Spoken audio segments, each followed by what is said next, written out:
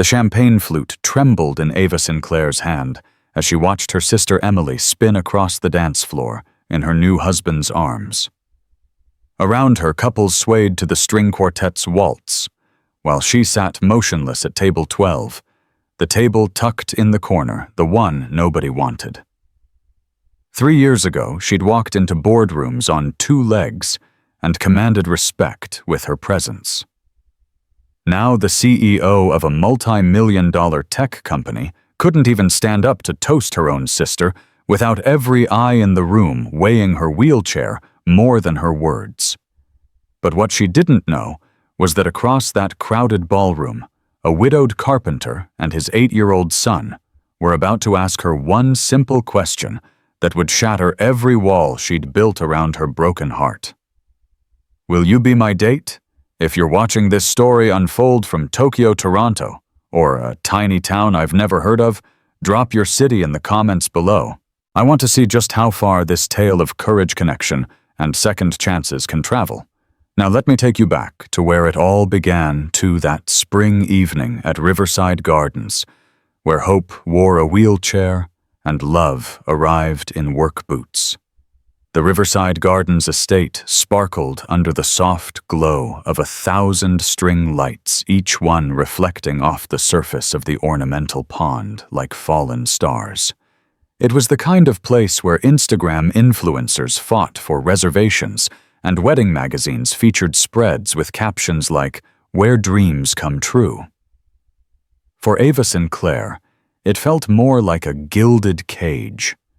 She'd arrived early, not fashionably early, but the kind of early that screamed, "I need time to scope out accessibility before everyone starts staring." Her driver had pulled up to the grand entrance where a red carpet rolled down marble steps. 6 marble steps, no ramp in sight. "Ma'am, should I?" her driver had started. "Service entrance," Ava had said flatly, her jaw tight. "There's always a service entrance." And there had been. Around back past the dumpsters and the catering vans, where the staff hauled in cases of champagne and towers of sugared pastries. The loading dock had a ramp. Of course it did. Because accessibility was fine for deliveries, just not for guests. Now, 2 hours into the reception, Ava sat at table 12 with her laptop half open on her lap, pretending to respond to emails she'd already answered that morning. Anything to avoid the pitying glances, the overly cheerful, "How are you?" questions that really meant, "How are you coping with your tragedy?" The truth. She wasn't coping. She was surviving. There was a difference. Ava. Her sister Emily appeared in a swirl of white tulle and joy, her face flushed from dancing. "You're working at my wedding. Just a quick..." "No." Emily snapped the laptop shut with more force than necessary. "You promised. No work, just family. Just being here." Ava forced a smile that didn't reach her eyes. "I am here." "No, you're hiding." Emily's voice softened as she crouched down, her designer gown pooling on the polished floor. "Ava, I know this is hard. I know weddings are complicated for you now, but you're my sister, my only sister, and I need you here. Really here." The words hit harder than Emily probably intended. Complicated. That was the word people used when they didn't know how to talk about the accident.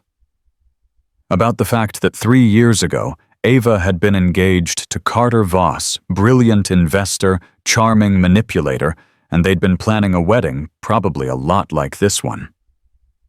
About the fact that the car crash that shattered her spine had also shattered that future.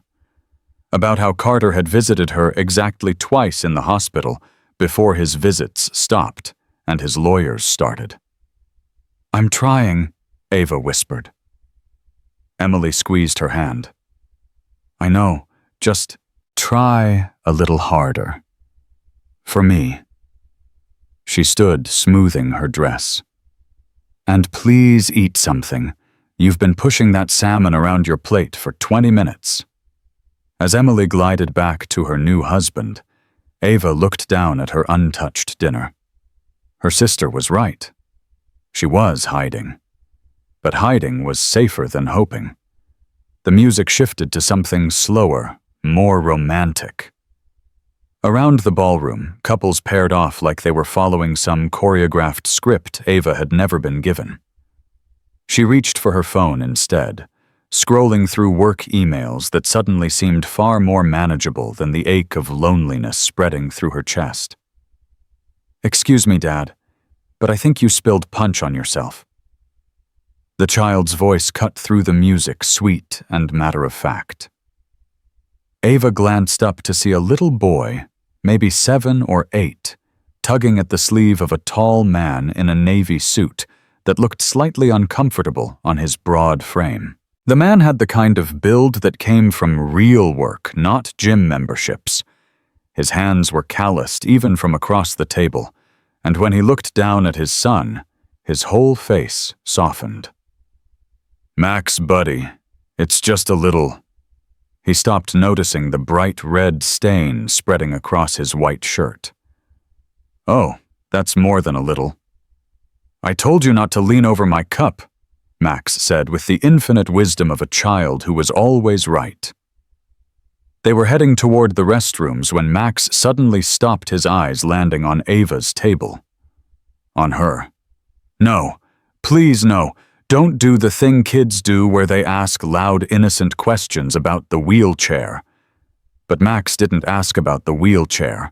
Instead, his face lit up with recognition. Dad, that's her." The man. His father followed Max's pointing finger, and for a moment his eyes met Ava's. They were kind eyes. Tired, maybe, with the weight of single parenthood evident in the slight shadows beneath them, but genuinely kind. "Max, we talked about pointing, but that's the CEO lady, the one from Tech Vision." Max was bouncing now, his punch-stained shirt forgotten. "She did the thing with the computers that help people like Mrs. Patterson." Ava blinked. Mrs. Patterson, she scanned her memory. There'd been dozens of accessibility initiatives at Tech Vision, but... "Max," the man said gently, his hand on his son's shoulder. "Maybe the lady doesn't want to." "It's fine," Ava found herself saying, surprised by her own voice. When was the last time she'd volunteered to engage with a stranger at a social event? "Who's Mrs. Patterson?" Max's whole face transformed. "She's my teacher. Well, she was my teacher in 3rd grade. She has MS, and sometimes she has trouble typing, but your company made this thing, I don't remember what it's called. Adaptive keyboard interface," Ava said softly. "With voice-to-text integration." "Yes," Max pumped his fist. "That one Mrs. Patterson cried when she got it. Happy crying, though. She said it was like getting her voice back." Something cracked in Ava's chest.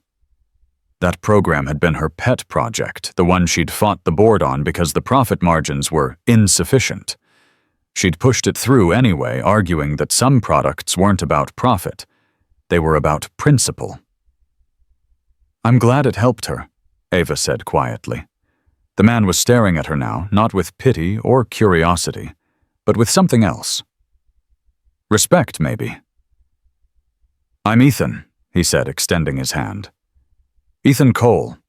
And this is my son Max, who apparently knows more about your company than I do." "Ava Sinclair." She shook his hand, noting the firm grip, the roughness of palms that worked with wood and tools. "And Max clearly pays attention in school." "I pay attention everywhere," Max announced proudly. Then, without missing a beat, "Are those wheels heavy? Max?" Ethan's face flushed. But Ava laughed. Actually laughed, a real sound that surprised her as much as it did them. "You want to see..." Without waiting for permission, she spun her wheelchair in a quick 360, the kind of move that had taken her months to master, but now felt as natural as breathing. Max's eyes went wide. "That was so cool. Can you do it again?" "Max, We should let Ms. Sinclair— Ava, she corrected. And honestly, this is the best conversation I've had all night. Ethan's expression shifted, something understanding passing across his features. He glanced around the ballroom at all the couples dancing at table 12 with its single occupant and untouched dinner. When he looked back at Ava, there was a question in his eyes. "Are you here alone?" The words could have felt invasive, but they didn't. They felt honest. "My sister's the bride," Ava said, gesturing toward Emily, who was currently being twirled by her new husband. "I'm here, but yes, I suppose I'm alone." Max tugged on his father's sleeve. "Dad." "Not now, bud." "Dad." More insistent. Ethan sighed. "What, Max?" The boy looked between his father and Ava, then back again. "Ask her." "Ask me what?" Ava said, genuinely curious now. Ethan ran a hand through his hair, suddenly looking younger and more uncertain. "It's nothing. Max just has this idea." "You said we should be brave," Max interrupted. "You said Mom would want us to be brave and try new things and not be scared." The mention of Mom in past tense hung in the air. Ava saw it then, the shadow that crossed Ethan's face, the grief that never quite left even when you learned to carry it quietly. "You're right," Ethan said to his son. Then he turned to Ava, and the vulnerability in his expression was so raw it made her breath catch. "Max and we're here because I did the woodwork for the venue. The accessible entrance, actually. The one you probably came through." Ava's eyebrows shot up. "The loading dock ramp." "No," Ethan shook his head. "There's a proper entrance on the east side of the building. Curved pathway, native stone pavers wide enough for wheelchairs but designed to look like a natural garden path. I insisted on it in the contract." "I didn't know that existed." "The wedding planner probably didn't tell you." His jaw tightened. "They never do.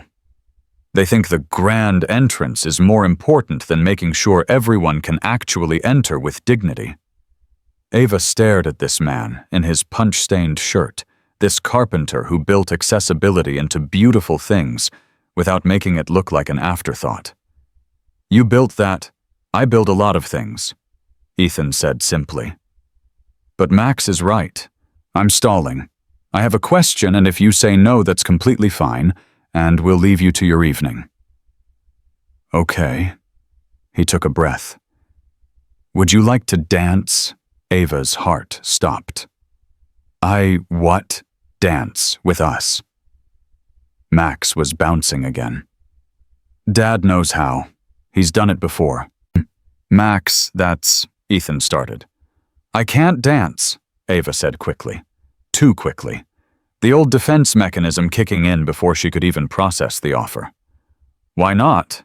Max asked, tilting his head. "Because I'm in a wheelchair," she wanted to say. "Because dancing requires 2 working legs. Because I can't stand. Because the last time someone asked me to dance was before the accident, and I don't even remember what that felt like. But what came out was logistics." Ethan's smile was small but genuine. "I'm good with logistics. I'm a carpenter. We figure out how things fit together." "This is crazy," Ava whispered. "Crazy good or crazy bad?" Max asked hopefully. Ava looked at this boy and his father at the hope and kindness radiating from them like warmth from a fire. Around her, the ballroom spun with couples who all had the same thing. She didn't the ability to simply stand up and join in. But here were 2 people offering her something different. Not pity, not charity, just an invitation. What would it even look like? She heard herself ask. Ethan's face lit up. "May I?" He gestured toward the handles of her wheelchair. Ava's first instinct was to say no. Those handles were her control, her autonomy. She never let anyone yes, she said. Ethan moved around behind her chair, but before he touched anything, He leaned down slightly. I'm going to put my hands on the handles now. You're in control of where we go. I'm just your dance partner. Is that okay? Her throat felt tight. Okay. His hand settled on the handles, not gripping, just resting there, waiting for her permission. The thing about dancing, Ethan said quietly, is that it's not really about the steps. It's about the rhythm, the connection. My wife, Rebecca, his voice caught slightly. She taught me that. She used a wheelchair for the last 2 years of her life, mess, and she refused to stop dancing. Ava turned her head to look up at him, seeing the grief and love mingled in his expression. She sounds remarkable. She was. He smiled through the pain. She'd like you, I think. You have the same stubborn independence in your eyes. Max had moved to Ava's side. Can I stand next to you? Like your dance partner, too? I'd like that, Ava said, surprised to find she meant it. The music swelled a waltz, slow and sweet. Around them, people began to notice that something unusual was happening. The conversation started to quiet, heads turning toward table 12. Ready? Ethan asked. Ava gripped her wheelchair's rims. I have no idea what I'm doing. Neither do we, Max said cheerfully. That's what makes it fun. And then they moved. Ethan's gentle guidance on the handles merged with Ava's control of the wheels, creating a gliding motion that matched the 3/4 time of the waltz. Max walked alongside, his small hand resting on Ava's armrest like he was escorting a princess. They made a slow circle, and Ava felt something she hadn't felt in 3 years. Freedom. Not the freedom to walk, she'd mourned that and made peace with its loss, but the freedom to be seen doing something joyful without it being labeled as inspirational or brave or any of the other words people used when they didn't know how to simply say beautiful. This was just dancing. You're a natural, Ethan murmured, and there was no condescension in his voice, no false praise, just genuine appreciation. Ava risked a glance around the ballroom. People were watching now. Really watching. Some faces showed surprise, others curiosity. A few held that dreaded pity she'd come to recognize like an old enemy. But then she caught Emily's eyes across the room, and her sister's face was wet with tears, the happy kind, and she was clapping. One person started clapping, then another, then the whole room erupted in applause. Oh God, Ava breathed. It's okay, Ethan said softly, his voice steady behind her. Let them see how beautiful this is. Max squeezed her hand. You're the best dancer here. Even better than Aunt Sarah, and she took classes.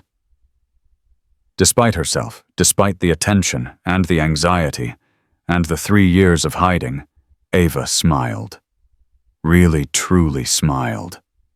They made another rotation, and this time when they passed table 12, Ava didn't see an empty chair in the corner. She saw where she'd started the evening alone and afraid. And now she was here in the middle of the dance floor being seen. The song ended, and the applause grew louder. Ethan gently guided them to a stop, his hands leaving the handles, immediately returning control to her. Thank you, Ava said, turning to look at both of them. That was, I don't have words. Then don't use words, Max said simply. Mom always said the best feelings don't need them. Ava's eyes stung. Your mom was very wise. She was, Ethan agreed, his voice rough. She'd be happy right now, I think, seeing Max make someone smile like that. Other guests were approaching now, crowding around with questions and comments, and Ava felt the familiar panic rising. Too many people. Too much attention. Too many questions she didn't want to answer. Ethan must have sensed it, because he smoothly stepped between Ava and the advancing crowd. Excuse us, folks. The lady needs some air. Wedding receptions can be a lot." He didn't wait for protests, just started walking, and Ava found herself following her hands moving almost automatically on her wheels. Max trotted alongside, running interference like a tiny security guard.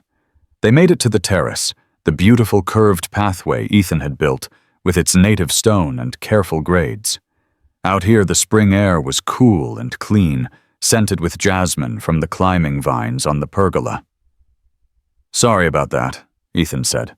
"People mean well, but they don't always think," Ava finished. "I know. Trust me, I know." They stood in comfortable silence for a moment, the sounds of the reception filtering through the French doors behind them. Max had found a stick and was conducting an imaginary orchestra with dramatic flourishes. "Can I ask you something?" Ava said finally. "Of course." "Why did you ask me to dance? Really?" Ethan was quiet for a long moment, his eyes on his son. "Because Max has been watching you all evening. He noticed you sitting alone, and when we came back from getting punch before I spilled it everywhere, he said, 'Dad, that lady looks like how we felt at Grandma's funeral, like everyone's too loud and she just wants to be invisible.'" Ava's breath caught. "And I looked over," Ethan continued. "And he was right. You had that look. The one I wore for 6 months after Rebecca died. The one that says you're at capacity for human interaction, but you can't leave because you love someone too much to disappoint them." "Emily," Ava whispered. "Your sister right. The bride." Ethan smiled slightly. "So Max said we should help her feel less invisible. And at first I thought maybe we'd just come say hi. But then Max recognized you from some presentation you did at his school last year. The STEM initiative," Ava remembered. "We donated laptops and wait, Max was there. Front row. He wrote you a letter afterward about Mrs. Patterson and how your technology helped her. I think he mailed it to your office." Ava's mind raced through the hundreds of letters and emails her assistant filtered every week. Had she seen Max's letter? Had she responded? She honestly couldn't remember, and the guilt of that hit hard. If I didn't respond, I'm so sorry. I get a lot of..." "It's okay," Ethan said gently. "You're a CEO. You're busy." Max understood. But tonight when he saw you here, he got excited. And then he saw you were alone, and he got determined. He chuckled softly. "My son has this superpower, I guess. He sees people. Not their wheelchairs or their scars or their suits. Just them." "That's not a superpower," Ava said. "That's just being a good person. Which means you've raised him well." Ethan's expression flickered with something pride mixed with sadness. "I'm trying. Rebecca set the bar pretty high." Before Ava could respond, Max bounded over. "Dad, they're cutting the cake soon. Can we stay for cake?" "That's up to Ava," Ethan said, surprising her. "We kind of crashed her evening." Max looked up at her with those bright, hopeful eyes. "Please, the cake looks really good. And Dad says I can't have sugar after 7, but weddings are special occasions." Ava felt her walls, those careful protective walls she'd built over 3 years, starting to crack. These two strangers, with their kindness and their honesty, and their complete lack of pity, were dismantling her defenses with nothing more than an invitation to eat cake. "I think weddings are definitely special occasions," Ava said, "and I happen to know the bride. I might be able to get us the first slices." Max let out a whoop that probably carried back into the ballroom. As they headed back inside, Ava's phone buzzed in her lap. She glanced down at the screen and felt her blood run cold. Carter Voss saw the little dance performance. Touching. "We need to talk about optics." Her hands tightened on her wheels. Carter, of course. He was a major investor in Tech Vision, now part of a consortium that had bought in during her recovery. The man who'd left her in the hospital was now technically her boss's boss's boss. The irony was not lost on her. "You okay?" Ethan had noticed her expression change. Ava looked up at him, at Max, at these two people who'd given her the first genuine joy she'd felt in months. She looked at the phone with its poison message. Then she made a choice. She turned the phone face down in her lap. "I'm fine," she said. "Let's get that cake." And for the first time in 3 years, Ava Sinclair chose joy over fear. She just didn't know yet how much that choice was going to cost her. Inside, the reception was reaching its peak. Emily and her husband were preparing to cut the 4-tiered masterpiece of buttercream and fondant, surrounded by photographers and cheering guests. Ava positioned herself near the front, with Ethan and Max flanking her like an unlikely trio of wedding crashers. Emily spotted her, and her face lit up. She said something to her husband, then broke away from the crowd to come over. "You danced," Emily whispered, crouching beside Ava's chair. "You actually danced." "I had good partners," Ava said, gesturing to Ethan and Max. Emily looked at them, then back at Ava, and something knowing passed across her face. We just met Em. Sometimes that's enough." Emily squeezed her hand. "Mom and Dad would have loved this, seeing you out there." The mention of their parents killed in the same accident that had left Ava paralyzed sent a familiar ache through her chest. But tonight, for some reason, it felt less like drowning and more like remembering. "I miss them," Ava said quietly. "Me too." Emily blinked back tears. "But they'd be so proud of you, Ava. Running Tech Vision, fighting for accessibility, and finally letting someone in." We're not. Shh. Emily kissed her forehead. "Let yourself have this. Whatever it is, you deserve it." As Emily returned to her husband and the cake-cutting ceremony, Ava felt her phone buzz again. And again.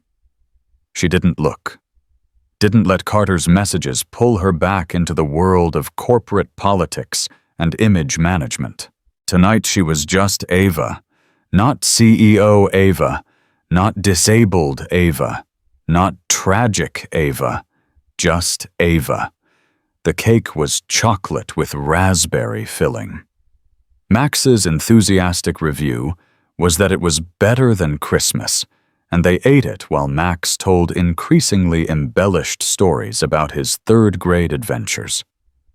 Ethan occasionally interjected with reality checks like, "That's not quite how the science fair went, bud," which only made Max's stories more endearing. Ava found herself laughing. Really laughing. The kind that made her sides hurt and her cheeks ache. And someone was filming it. She caught a glimpse of a phone angled in their direction, some guest capturing the moment. Her instinct was to turn away to hide, but then Max said something about a hamster named Professor Whiskers who'd escaped during show and tell, and she was laughing too hard to care. Let them film. Let them watch. For once, she didn't feel like a spectacle. She felt like herself. The evening wore on, and eventually Max's energy started to flag. He leaned against his father's side, his eyes heavy despite his protests that he wasn't tired. "We should go," Ethan said reluctantly. "School day tomorrow, and someone has a book report due." "I finished it," Max insisted through a yawn. "Uh-huh." Ethan ruffled his son's hair. "Say goodbye to Ava."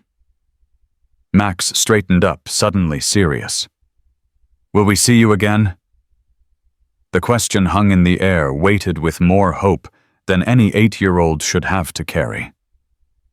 Ava looked at this boy who'd seen her, really seen her, and asked for nothing more than a dance and a slice of cake. "I'd like that," she said softly. "Promise?" Max held out his pinky. Ava linked her pinky with his. "Promise." Ethan pulled a business card from his wallet, carpenter's card, worn at the edges. "My number. If you ever need anything." Ava took it, her fingers brushing his. The contact was brief, but electric. "Thank you. For tonight." "No thanks needed," Ethan said, his eyes warm. "The pleasure was entirely ours."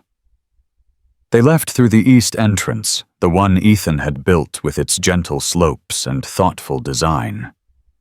Ava watched them go, watched Max skip ahead, while Ethan walked with that slightly tired gait of single parents everywhere. When they disappeared into the parking lot, she felt the absence like a physical thing. Her phone buzzed again. 7 messages now from Carter. She finally looked. Carter. "This is serious, Ava. That video is circulating." Carter. "TechVision's image can't afford disability advocate CEO narratives right now." Carter. "Call me, tonight." Ava stared at the messages, at the casual cruelty in every word. Disability advocate CEO narratives, as if her existence was a PR problem to be managed. She thought about Ethan's hands on her wheelchair handles, respectful waiting for permission. She thought about Max's uncomplicated joy at her wheelchair spin. She thought about dancing. Actually dancing for the first time since the accident. And then she thought about Carter, who'd promised to love her in sickness and in health, right up until the moment when health became a question mark. Her fingers moved over the phone screen, AVA. The only thing circulating tonight is wedding cake and champagne. "Enjoy your evening, Carter. I'm certainly enjoying mine." She blocked his number before she could second-guess herself. Emily found her on the terrace later, after most of the guests had gone home. The fairy lights were dimming, and the caterers were quietly breaking down tables in the background. "Best wedding ever?" Emily said, kicking off her heels and sitting on the stone wall beside Ava. "Did you see Aunt Margaret try to catch the bouquet I thought she was going to tackle poor Jenny?" "I was otherwise occupied eating cake with an 8-year-old philosopher," Ava said. "That guy," Emily said carefully, "the one you danced with. He seemed nice." "He is nice. And nothing, Em. We met tonight. We talked. We ate cake. That's all." Emily was quiet for a moment. "Do you remember what you told me when I first met Daniel? When I was terrified of getting hurt again, after that disaster with Ben?" Ava did remember. "I said that being afraid of pain is just another kind of pain." "Exactly." Emily leaned her head on Ava's shoulder. "So, take your own advice, big sister." "It's not that simple." "It never is." Emily yawned. "But maybe simple is overrated. Maybe complicated and messy and scary is exactly what you need." They sat there in comfortable silence, 2 sisters against the world, until Daniel came looking for his bride to whisk her away to their honeymoon suite. Ava stayed on the terrace long after Emily left, long after the last of the vendors packed up, long after the lights went out. She stayed until the night security guard politely informed her that the venue was closing. Only then did she make her way to her car, where her driver was dozing in the front seat. He startled awake when she tapped on the window. "Home, Ms. Sinclair." Ava looked down at the business card in her hand. Ethan Cole, Master Carpenter. A phone number. An address for a small workshop in the Arts District. "Home?" she agreed. But as they pulled away from Riverside Gardens, Ava couldn't shake the feeling that home was going to mean something different now. She just didn't know how different until the next morning, when she woke up to 17 missed calls, 43 text messages, and a video that had gone viral overnight. A video of her Ethan and Max dancing at table 12. A video that had been viewed over 2 million times. A video that was about to change everything. Carter strategically weaponizes the viral moment, painting Ava as unstable and unfocused. He sees her vulnerability as an opportunity to undermine her leadership, using the emotional video as proof of her supposed professional weakness. I'll craft a scene that shows his calculated manipulation, revealing his true motivations beneath the surface concern. The first notification came at 6:47 a.m., pulling Ava from a dream she couldn't quite remember. Her phone vibrated once, then again, then entered a sustained buzz that sounded like an angry wasp trapped in her nightstand drawer. She reached for it with sleep-heavy hands, squinting at the screen. 17 missed calls. Her assistant Marcus had texted 4 times, each message more urgent than the last. Marcus. Ava. Call me when you wake up. Marcus. Actually call me now. Marcus. The video from the wedding is trending. Marcus. We have a situation. Ava sat up, her heart already racing with the particular dread that came from those 2 words. A situation. Agent and corporate speak that meant everything from minor PR hiccups to full-blown disasters. Given Marcus's escalating panic, she suspected this wasn't minor. She called him back. He answered before the first ring finished. Thank God, Marcus breathed. Have you seen it? Seen what? The video from the wedding? Someone posted it on TikTok around midnight, and at Ava, it's everywhere. Instagram, Twitter, LinkedIn. There's already a BuzzFeed article titled, "This CEO's wheelchair dance at a wedding will restore your faith in humanity." Ava's stomach dropped. What? 2.3 million views and climbing. The comments are, well, they're mostly positive, but some of them are... He paused. You need to look, and then you need to call me back so we can strategize before the board sees it. The board... Ava's mind was racing. Marcus, it's just a dance, at my sister's wedding. This is personal, not professional. Everything is professional when you're the face of a publicly traded company. Marcus's voice was tight with stress. I'm sending you the links now. Look at them. Then call me. We have maybe 2 hours before this becomes a full media circus. The call ended, and Ava's phone immediately lit up with incoming links. She clicked on the first one, and there she was frozen in the thumbnail of a TikTok video mid-spin in her wheelchair, Ethan's hands gentle on the handles, Max beaming beside her. She pressed play. The video was beautifully shot, probably by someone with an actual camera rather than just a phone. It caught everything: the initial hesitation on her face, Max's enthusiastic invitation, the moment Ava's expression shifted from guarded to genuinely joyful. The audio had captured Ethan's soft words, "Let them see how beautiful this is." And the comments. Oh God, the comments. User at Tears of Joy 2024. I'm not crying. You're crying. User at Disabled. Proud. This is what inclusion looks like. Not inspiration porn, just living. User at Wedding Goals. The way he asks permission before touching her chair. That's what respect looks like. User at Tech Bro Mike. Wait, is that Ava Sinclair from Tech Vision? Damn, I knew she was cool, but this is next level. But then scrolling further, user at Truth Teller 2025. Publicity stunt, Much CEO, trying to seem relatable before quarterly earnings. User at Investor Watch. Tech Vision stock down 3% this morning. Board's gotta be panicking. User at Anonymous Executive Disabled CEO going viral for dancing instead of focusing on company performance. Shareholders should be worried. Ava felt sick. She scrolled through dozens more videos. Someone had captured the whole dance from multiple angles, and the internet had done what the internet did best, turned a private moment into public property. Her phone rang again. This time it was a number she didn't recognize, but the area code was local. Against her better judgment, she answered. Ava Sinclair.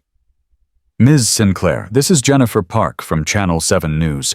I was hoping to get a comment about the viral video from your sister's wedding. Could we set up an interview? Our viewers would love to hear. Ava hung up. The phone immediately rang again. Different number. Ms. Sinclair, Brad Thompson, Pacific Business Journal. I'm writing a piece about corporate leadership and authenticity, and your video really... She hung up again and turned off her phone entirely. The silence that followed was almost as loud as the ringing had been. For a long moment, Ava just sat there, in her adapted bedroom, staring at the dark screen of her phone.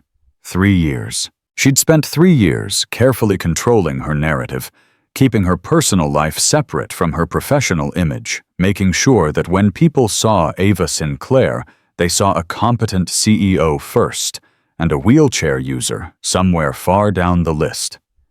And now, because of one dance, one moment of letting her guard down, that careful separation was obliterated. Her landline rang the one only family and close colleagues had. She rolled over to her desk and picked up. Ava. Emily's voice was breathless with excitement. Have you seen it? You're famous? That video of you and Ethan and Max, it's everywhere. My friend Kayla saw it on Good Morning America. This isn't good. What? Why not? It's beautiful. You look so happy, Ava. I haven't seen you look that happy since... Emily caught herself. It's a good thing. Why are you making it bad? Because I'm not a private citizen anymore, Ava said, rubbing her temples. I'm the CEO of a tech company. I have investors, shareholders, a board of directors who are probably in emergency session right now, trying to figure out how to spin this. Spin what you danced at a wedding. That's not a scandal. In corporate America, everything is a potential scandal. Ava heard the bitterness in her own voice. Trust me, Em. By noon, there will be think pieces about whether disabled CEOs can effectively lead companies, whether I'm using my disability for sympathy, whether I'm... Stop! Emily's voice was sharp.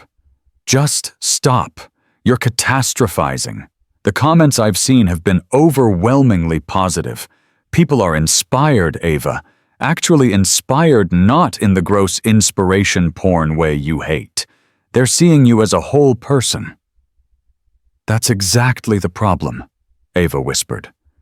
I don't want to be seen as a whole person.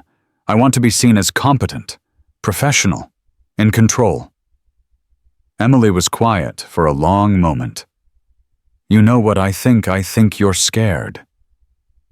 Of course I'm scared. Do you know what Carter could do with this? He's been looking for an excuse to push me out since he bought into the company. Now I've handed him. Carter's an asshole, Emily interrupted. And speaking of which, there's something I need to tell you. About Ethan. Ava's heart skipped. What about him? At the rehearsal dinner before you arrived, he was setting up some last-minute woodwork details, and he saw your photo on the welcome table. You know the family photos Mom insisted we include, and he asked me who you were. The world seemed to tilt slightly. He what? He asked about you, said something about how you had kind eyes but sad shoulders. Those were his exact words, Ava. Sad shoulders. And when I told him you were my sister, he got this look on his face, like recognition, like he understood. So when Max asked you to dance, that wasn't random. Ethan had already noticed you, had already seen something in you worth noticing. Emily's voice softened.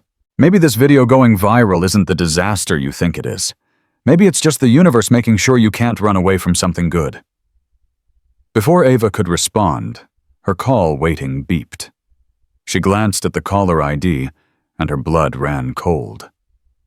Carter Voss. I have to go. Don't let him... Ava switched over. Carter. Ava. His voice was smooth, controlled the voice of someone who'd already won the argument. I assume you've seen the video. I've seen it. Then you understand we have a problem. We don't have anything, Ava said coldly. I have a private moment that someone filmed without permission. That's a privacy issue, not a corporate one. Carter laughed, the sound devoid of humor. Ava, sweetheart, you stopped having private moments the day you became CEO of a publicly traded company. Everything you do reflects on tech vision. And right now, this video is trending alongside articles questioning whether you're focused on the company or on extracurricular activities. One dance at my sister's wedding is hardly extracurricular. The board doesn't see it that way. We have an emergency meeting scheduled for 10 a.m. Your presence is required.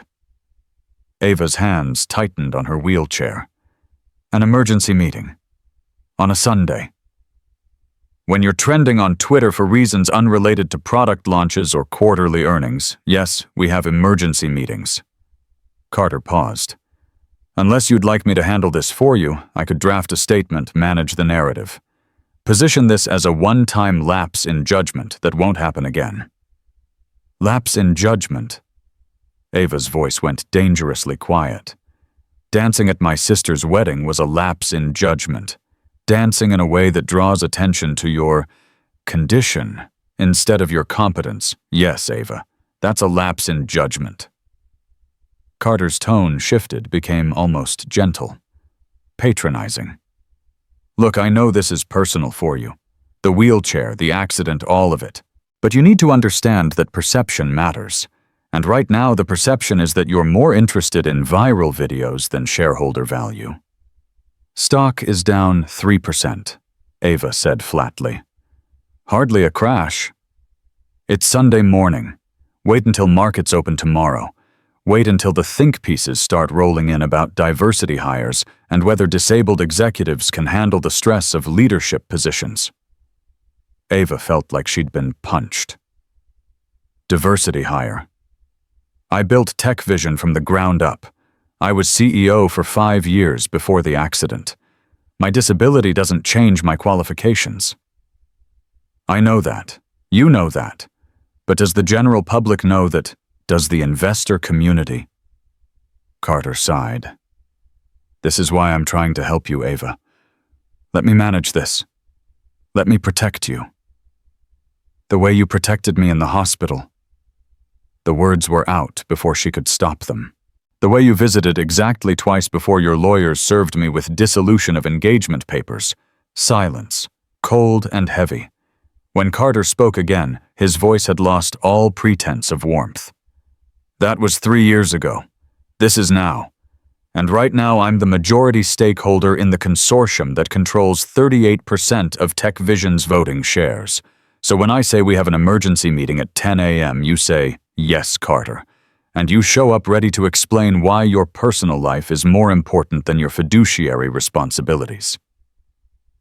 The line went dead. Ava sat there, phone in her lap, trying to remember how to breathe. 3 years of rebuilding herself, of proving she was more than her wheelchair, of fighting for every ounce of respect in a boardroom that questioned her capabilities every single day. And Carter, who'd left her when she needed him most now, had the power to destroy it all. Her phone buzzed with a text. She almost didn't look, assuming it was another reporter or concerned board member. But the name on the screen made her heart stutter. Ethan Cole. Max saw the video this morning courtesy of his aunt, who has no concept of age-appropriate internet usage. He wanted me to tell you that you're even more famous than Ms. Patterson now, and definitely the coolest person at the wedding. I wanted to tell you that I hope you're okay. I know what it's like when private moments become public property. If you need anything, even just someone to tell the world to back off, I'm here. Ava stared at the message, reading it 3 times. The contrast between Carter's calculated manipulation and Ethan's simple offer of support was almost painful. She typed and deleted 5 different responses before settling on AVA. Thank you. That means more than you know. His response came immediately. Ethan Max is lobbying hard for a pancake breakfast at our place this week.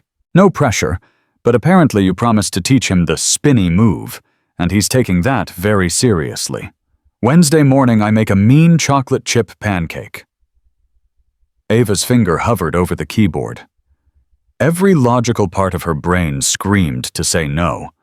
She had an emergency board meeting in 3 hours, a PR crisis to manage, and an ex-fiancé positioning to take over her company. The last thing she needed was to complicate her life with a widowed carpenter and his precocious son.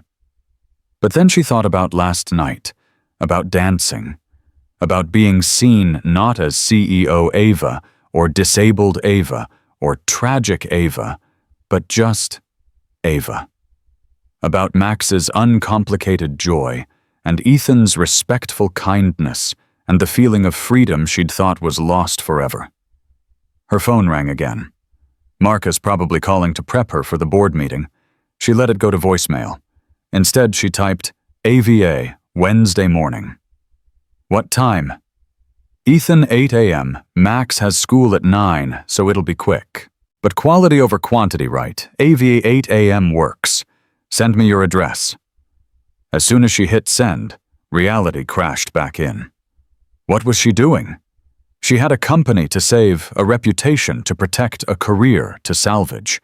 She didn't have time for pancake breakfasts and spinny wheelchair moves with strangers who made her feel things she'd locked away 3 years ago. Her phone lit up with Marcus's 5th call. This time she answered. I know, she said before he could speak. Emergency meeting at 10. Carter already called. Then you know it's bad. Marcus's voice was strained. Ava, the board is split. Half of them think the video is humanizing and good for brand perception. The other half thinks it's a distraction from Q4 earnings projections, and Carter's faction is using this as ammunition to push for restructuring the executive suite. Restructuring? Ava's laugh was hollow. You mean removing me as CEO? They're calling it a leadership evaluation. But yes, essentially. Marcus paused. You need to come in fighting. Prepared. This isn't just about a dance video anymore. This is about whether you keep your job.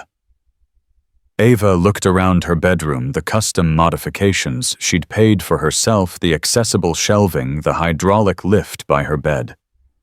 She'd fought so hard to build this life, to prove she could still lead, still innovate, still matter.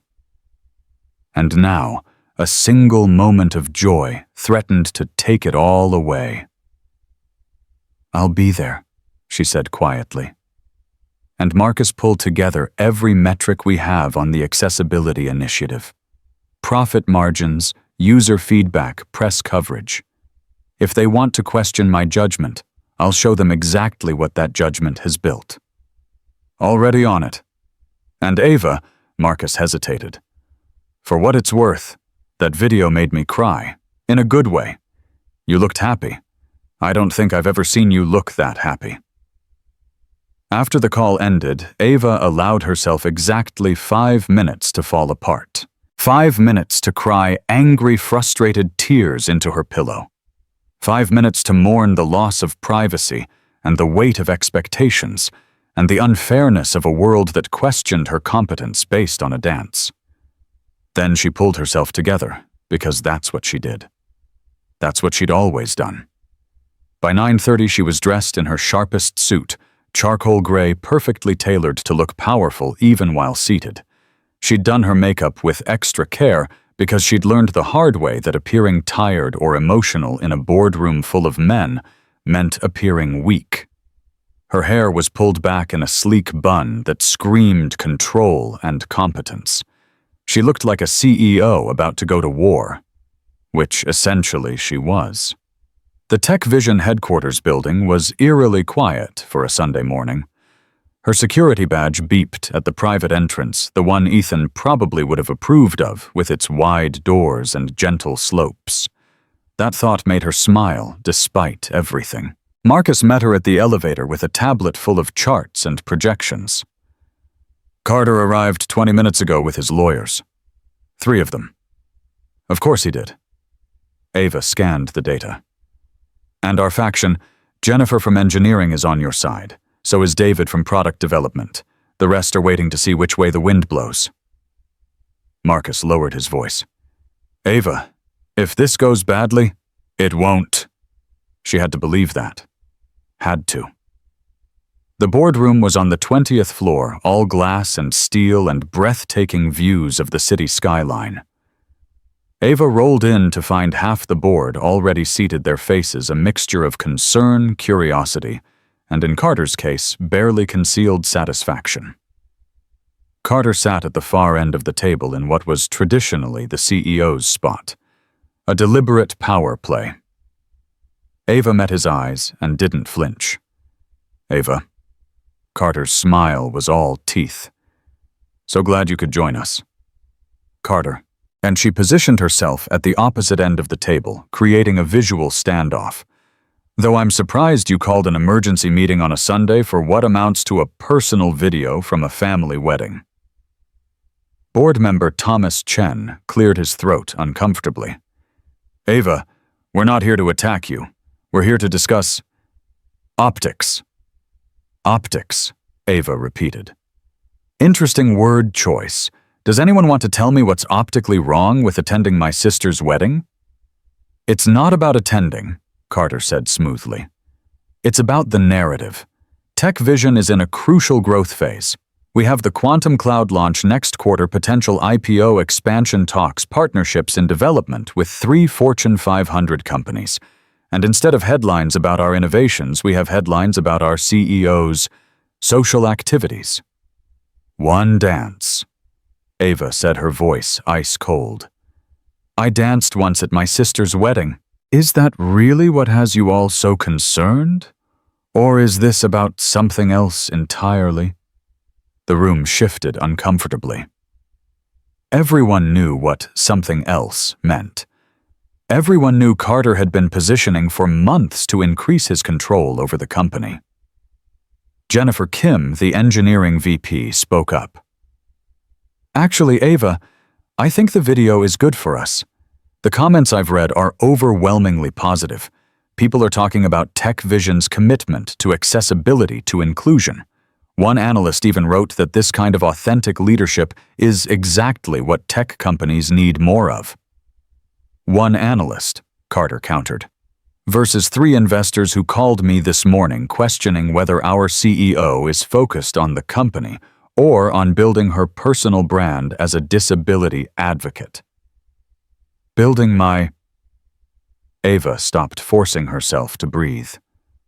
I've been CEO of this company for 8 years, 5 before the accident, 3 after. In that time, we've tripled our revenue, expanded into 6 new markets, and launched the most successful accessibility technology suite in the industry. But please, Carter, tell me more about my lack of focus. No one is questioning your past achievements, Carter said with infuriating calm. We're questioning your current priorities. You've been pushing this accessibility initiative for months, diverting resources from higher-margin products. And now this video suggests that your interest in accessibility is personal, emotional, not based on sound business strategy. The accusation hung in the air like poison gas. Ava felt her carefully maintained composure start to crack. The Accessibility Initiative, she said slowly, generated $32 million in revenue last quarter. It has a 97% user satisfaction rating. It's been featured in Forbes, Wired, and MIT Technology Review as an example of how tech companies can do well by doing good. But sure, let's call it emotional. 32 million is a rounding error in our quarterly reports, one of Carter's allies said. The real question is opportunity cost. What could we have built with those resources instead? Marcus passed Ava a tablet, and she pulled up a presentation she'd been working on for weeks. I'm glad you asked, because what we built is brand loyalty, market differentiation, and a competitive advantage that's attracting top talent who want to work for companies that give a damn about more than just profit margins. She clicked through slides showing user testimonials, press coverage, recruitment numbers, and long-term revenue projections. With each slide, she could see Carter's faction growing less certain, the momentum shifting. Until Carter dropped his bomb. "That's all very compelling, Ava, but it doesn't address the real issue."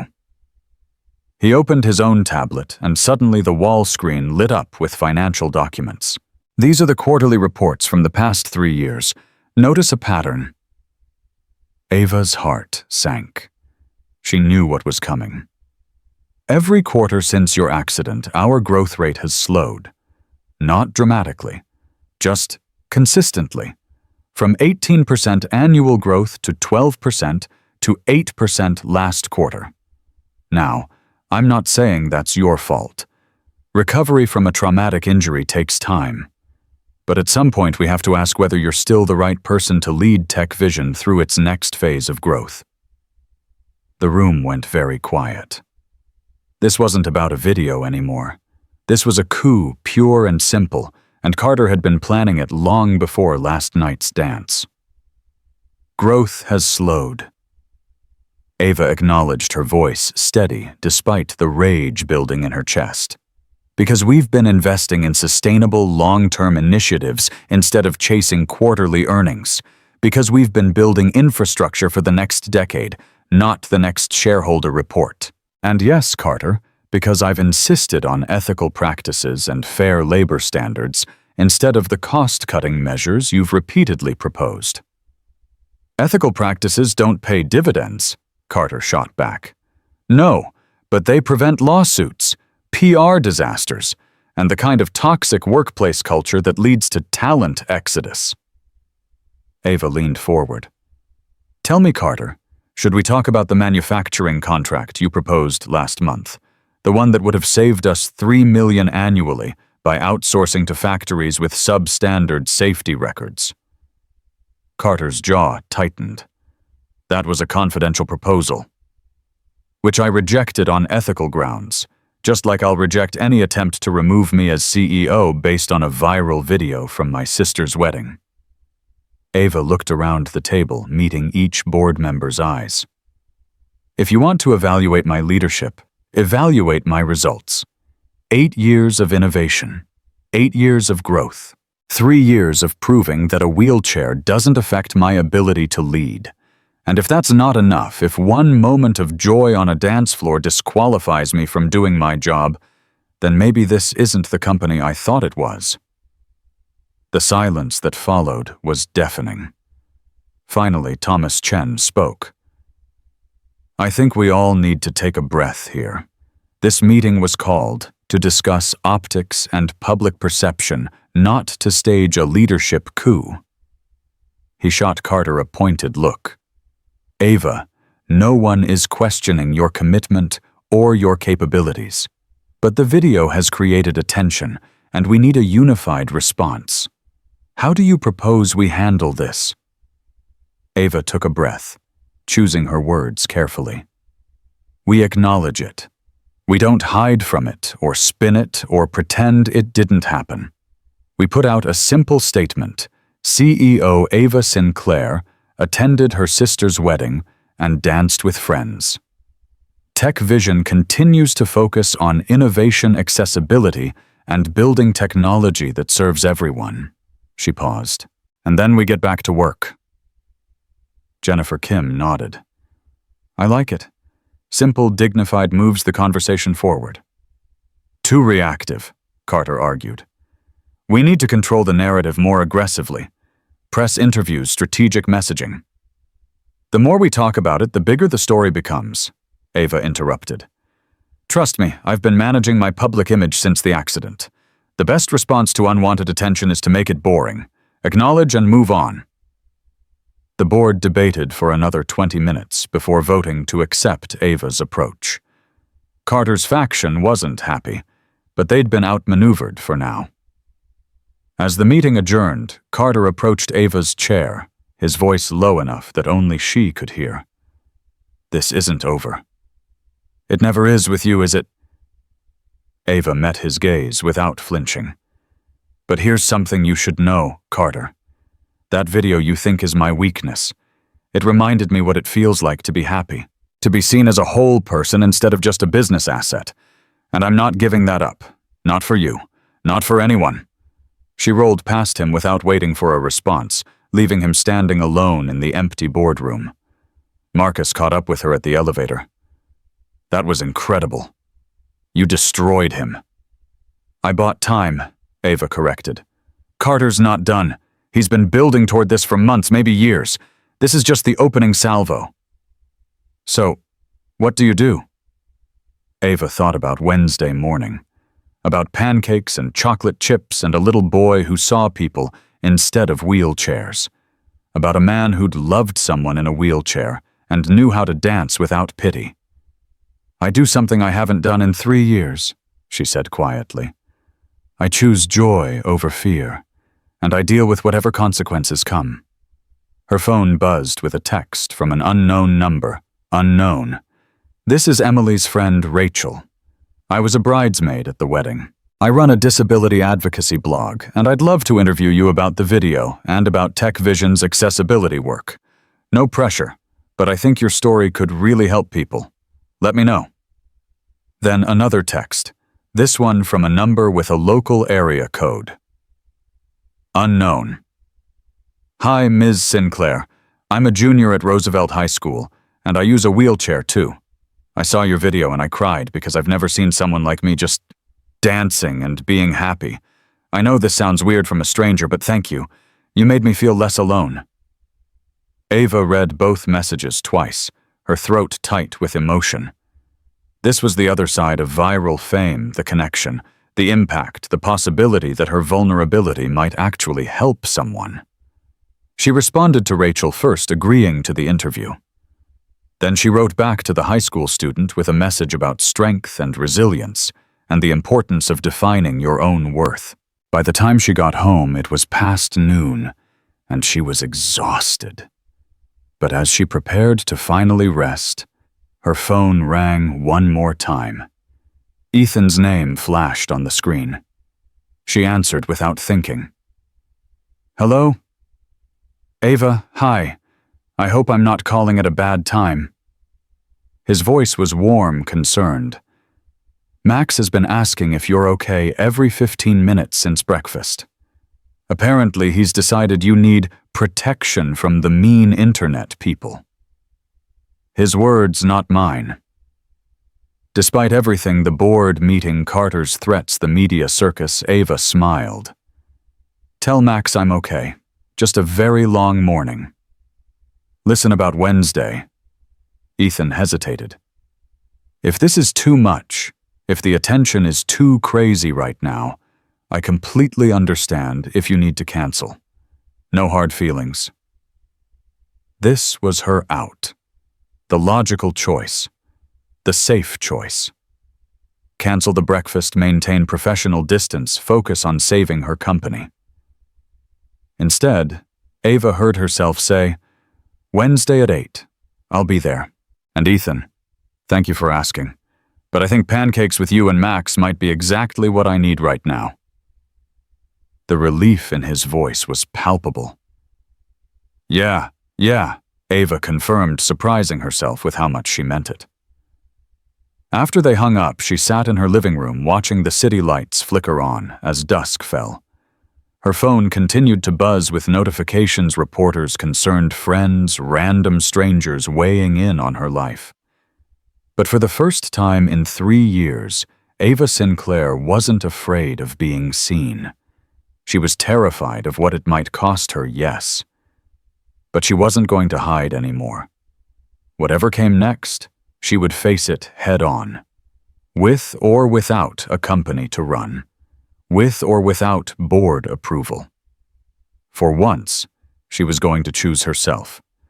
And on Wednesday morning, she was going to eat pancakes with a carpenter and his son, and maybe, just maybe, figure out what happiness looked like when you stopped running from it. Let me structure this.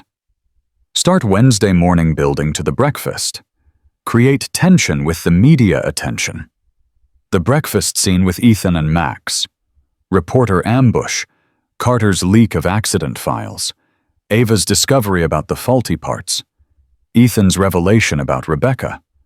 building to the emergency shareholder meeting mini climaxes to include. Ava preparing for breakfast nerves. Arriving at Ethan's house. Meeting Max's enthusiasm. The pancake-making scene unfolds with unexpected warmth and connection. I'll focus on the intimate moments of pancake preparation, capturing the subtle dynamics between Ava, Ethan, and Max.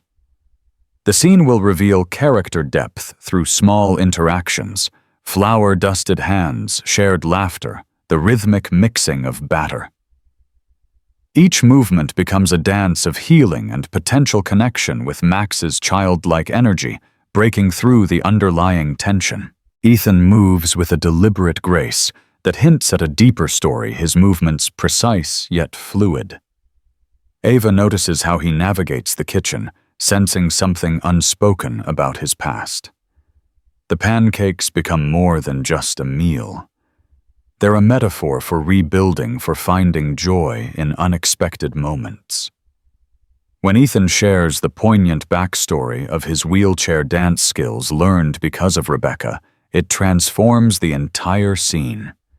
His vulnerability reveals a profound personal journey of love, loss, and adaptation. The dance he practiced wasn't just a physical skill, but a testament to connection and remembrance. The leaked documents about the faulty parts create an undercurrent of tension beneath this seemingly peaceful moment. Ava's recognition of the manufacturer's connection to Carter's business deals adds a layer of complexity to their emerging relationship. Each pancake becomes weighted with unspoken implications, the breakfast a delicate balance between intimacy and potential revelation. Wednesday morning arrived wrapped in fog, the kind of thick San Francisco mist that turned the city into something ethereal and uncertain. Ava sat in her car outside a modest craftsman-style house in the Arts District, her hands gripping the steering wheel despite the fact that her driver had already turned off the engine. "Ms. Sinclair," her driver. James glanced in the rearview mirror. "Would you like me to wait?" "No, Ava stopped herself. She'd been about to say she'd call when she was ready the way she always did, keeping escape routes open and goodbyes scheduled. Instead, she said, "Actually, yes. Give me 2 hours. If I need you sooner, I'll text." James nodded, pulling out a paperback novel, and Ava took a breath before maneuvering her wheelchair out of the adapted van. The pathway to Ethan's front door was brick, slightly uneven from age, but wide enough and surprisingly navigable. Wind chimes hung from the porch, their gentle music mixing with the sound of laughter from inside. She'd barely touched the doorbell when it flew open, and Max stood there in pajamas covered in cartoon robots, his hair sticking up in 6 different directions. "You came," he shouted, then immediately clapped a hand over his mouth. "Dad said I had to use my inside voice because it's early, and neighbors exist." "Max, what did I—" Ethan appeared behind his son, and Ava's breath caught. He was in jeans and a faded flannel shirt, barefoot, his hair damp like he'd just showered. He looked nothing like the put-together man in the navy suit from the wedding, and somehow that made him even more attractive. "Ava. Hi. Sorry we're running a little behind. Someone decided this morning that he needed to build a Lego rocket before breakfast. It was an emergency," Max said seriously. "NASA can't wait." Ava found herself smiling despite the knot of anxiety in her stomach. NASA rarely does. Ethan stepped aside, and Ava rolled into a house that smelled like coffee and vanilla and wood shavings. The entryway opened directly into a living room that was clearly lived-in books stacked on every surface, Max's school projects taped to the walls, a half-finished wooden rocking horse in the corner, surrounded by tools.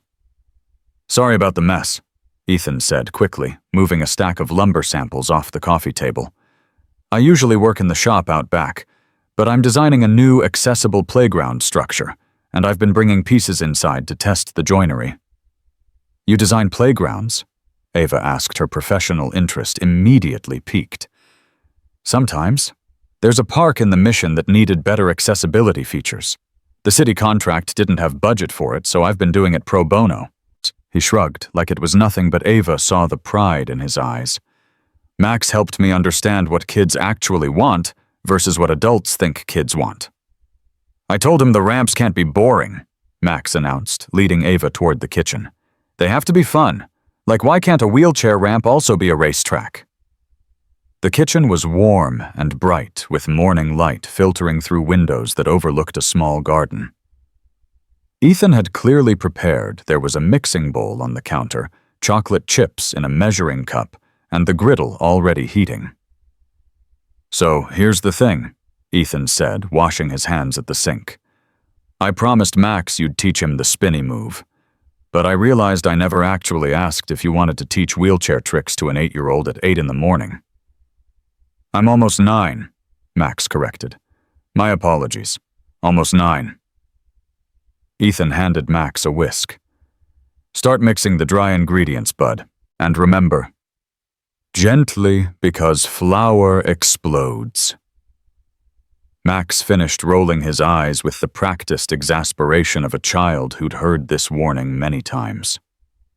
Ava watched them work together with an ease that spoke of years of this routine, Ethan cracking eggs one-handed while steadying the bowl with the other, Max measuring chocolate chips with his tongue, stuck out in concentration, both of them moving around each other like dancers who knew the choreography by heart.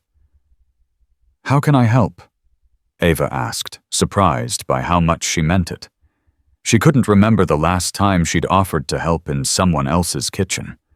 Couldn't remember the last time she'd been in a kitchen that felt this comfortable. Ethan glanced at her, a slow smile spreading across his face. Actually, I was hoping you could handle the chocolate chips.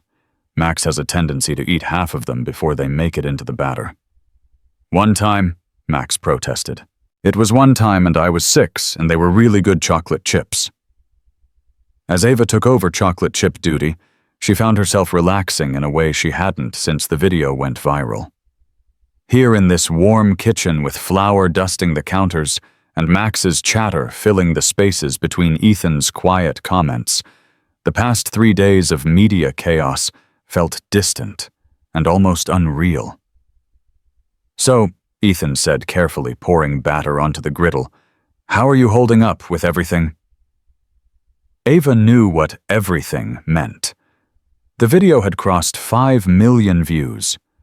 There were now think pieces in the Washington Post and Forbes. Someone had started a hashtag dance with dignity. I've had better weeks, she admitted, but I've also had worse. Max looked up from his mixing. Is it true that mean people on the internet said bad things about you? Max, Ethan started. It's okay, Ava said. Yes, some people said not so nice things, but a lot more people said kind things. It's just that the not so nice things are louder sometimes. That's dumb, Max declared. You were the best dancer at the whole wedding. Better than Uncle Jerry, and he took classes. Uncle Jerry? Ava asked. Emily's uncle-in-law, Ethan explained, expertly flipping a pancake. He did this thing during the electric slide that I think was supposed to be dancing but looked more like a medical emergency. Ava laughed, the sound surprising her. I think I saw that. Someone's aunt had to sit him down. They fell into an easy rhythm, Ethan cooking Max, setting the table, with exaggerated care, Ava sharing stories about Emily's wedding planning disasters that had Max giggling into his orange juice. For 20 perfect minutes, Ava forgot about board meetings and viral videos and Carter's threats. Then the doorbell rang. Ethan frowned, glancing at the clock. That's weird. We're not expecting anyone. Maybe it's Mrs. Chen, Max said, already heading for the door. She said she might bring us tomatoes from her garden. Max, wait. Ethan started, but Max had already flung open the door. The camera flash went off like a small explosion. Ms. Sinclair, Jennifer Park, Channel 7 News. Can you comment on reports that TechVision's board is considering replacing you as CEO? Ava's blood went cold. Ethan moved fast, stepping between Max and the reporter, his carpenter's frame suddenly looking a lot more intimidating. "You're on private property," he said, his voice granite hard. "Leave, now." "Mr. Cole, is it?" The reporter smiled, undeterred. "How long have you and Ms. Sinclair been in a relationship? Were you dating before the wedding video?" "We're not," Ava started, but two more reporters had materialized on the porch, cameras rolling. "Ms. Sinclair, sources say you've been fighting with board members about company direction. Is your personal life affecting your professional judgment? Is it true you're facing a vote of no confidence?" Ethan slammed the door, flipping the deadbolt with a decisive click. His jaw was tight, a muscle jumping in his cheek. "I'm calling the police." "No," Ava said quietly, her mind racing. "They're on public sidewalk. They're not technically trespassing unless they come onto your property." "They just ambushed my son with cameras." Ethan's voice was sharp with protective anger. "At 8 in the morning.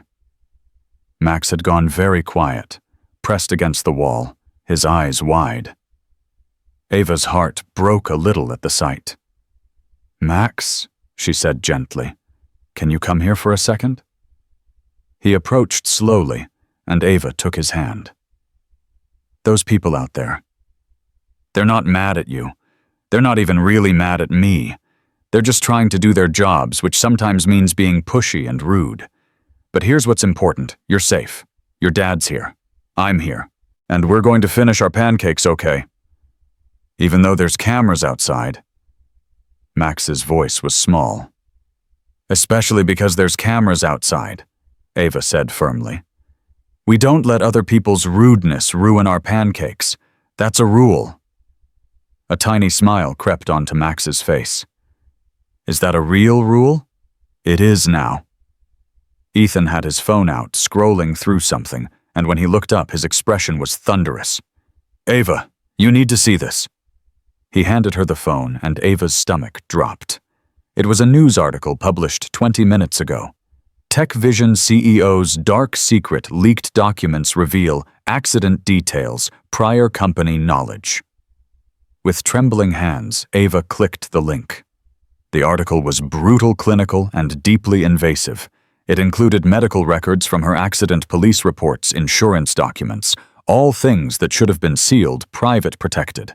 But worse than the violation of privacy was the insinuation woven throughout that Ava had known about potential safety issues with the vehicle component that failed during her accident, that she'd been investigating it as CEO before the crash, that she'd buried the information to protect TechVision's supplier relationships.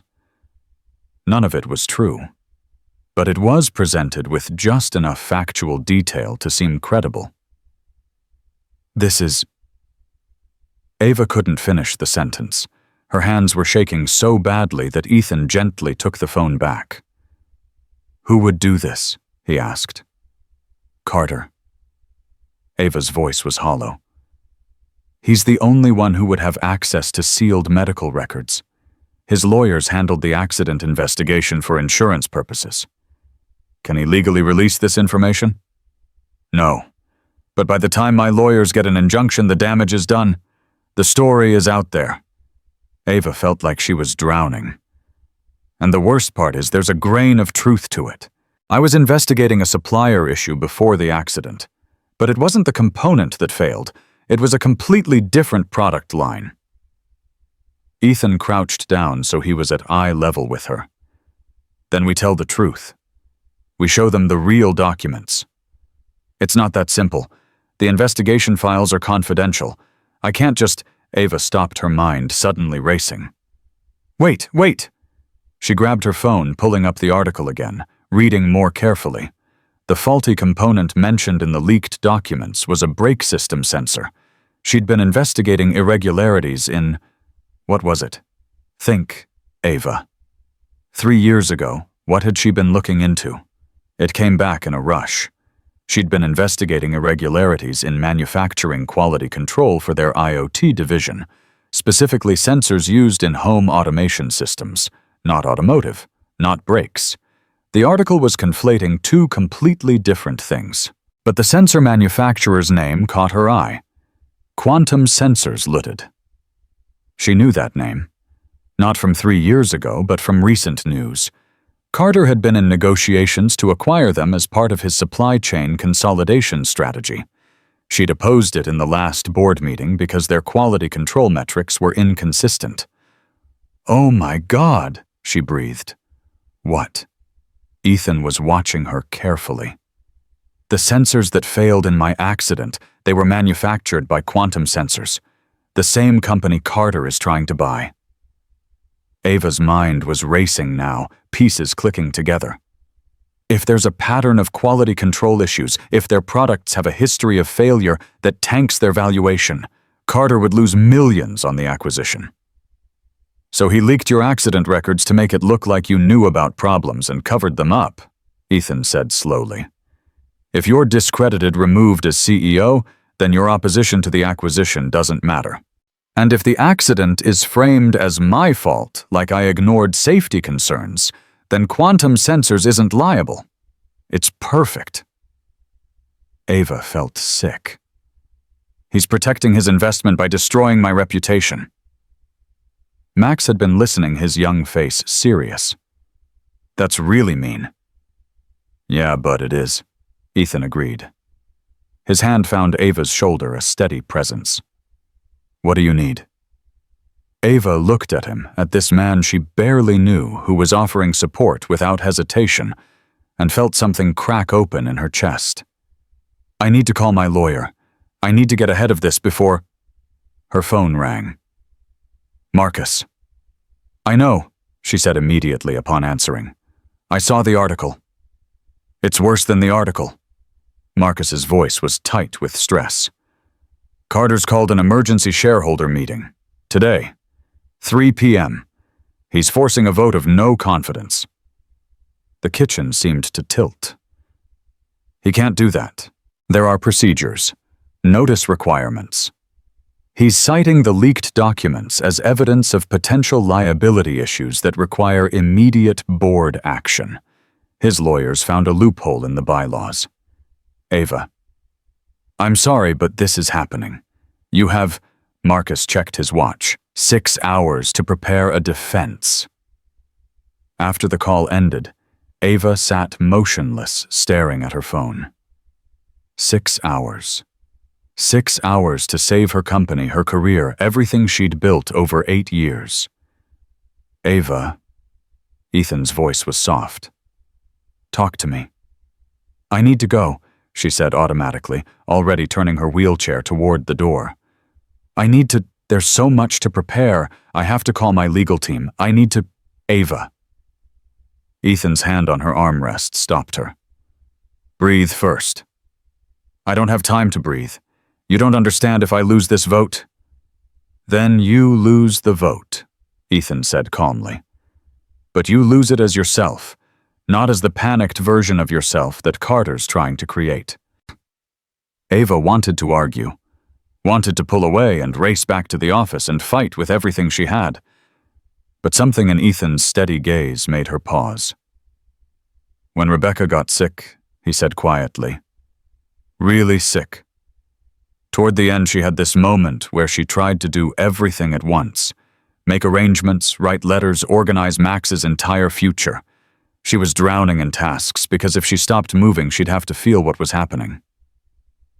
Max had gone still, listening to his father talk about his mother.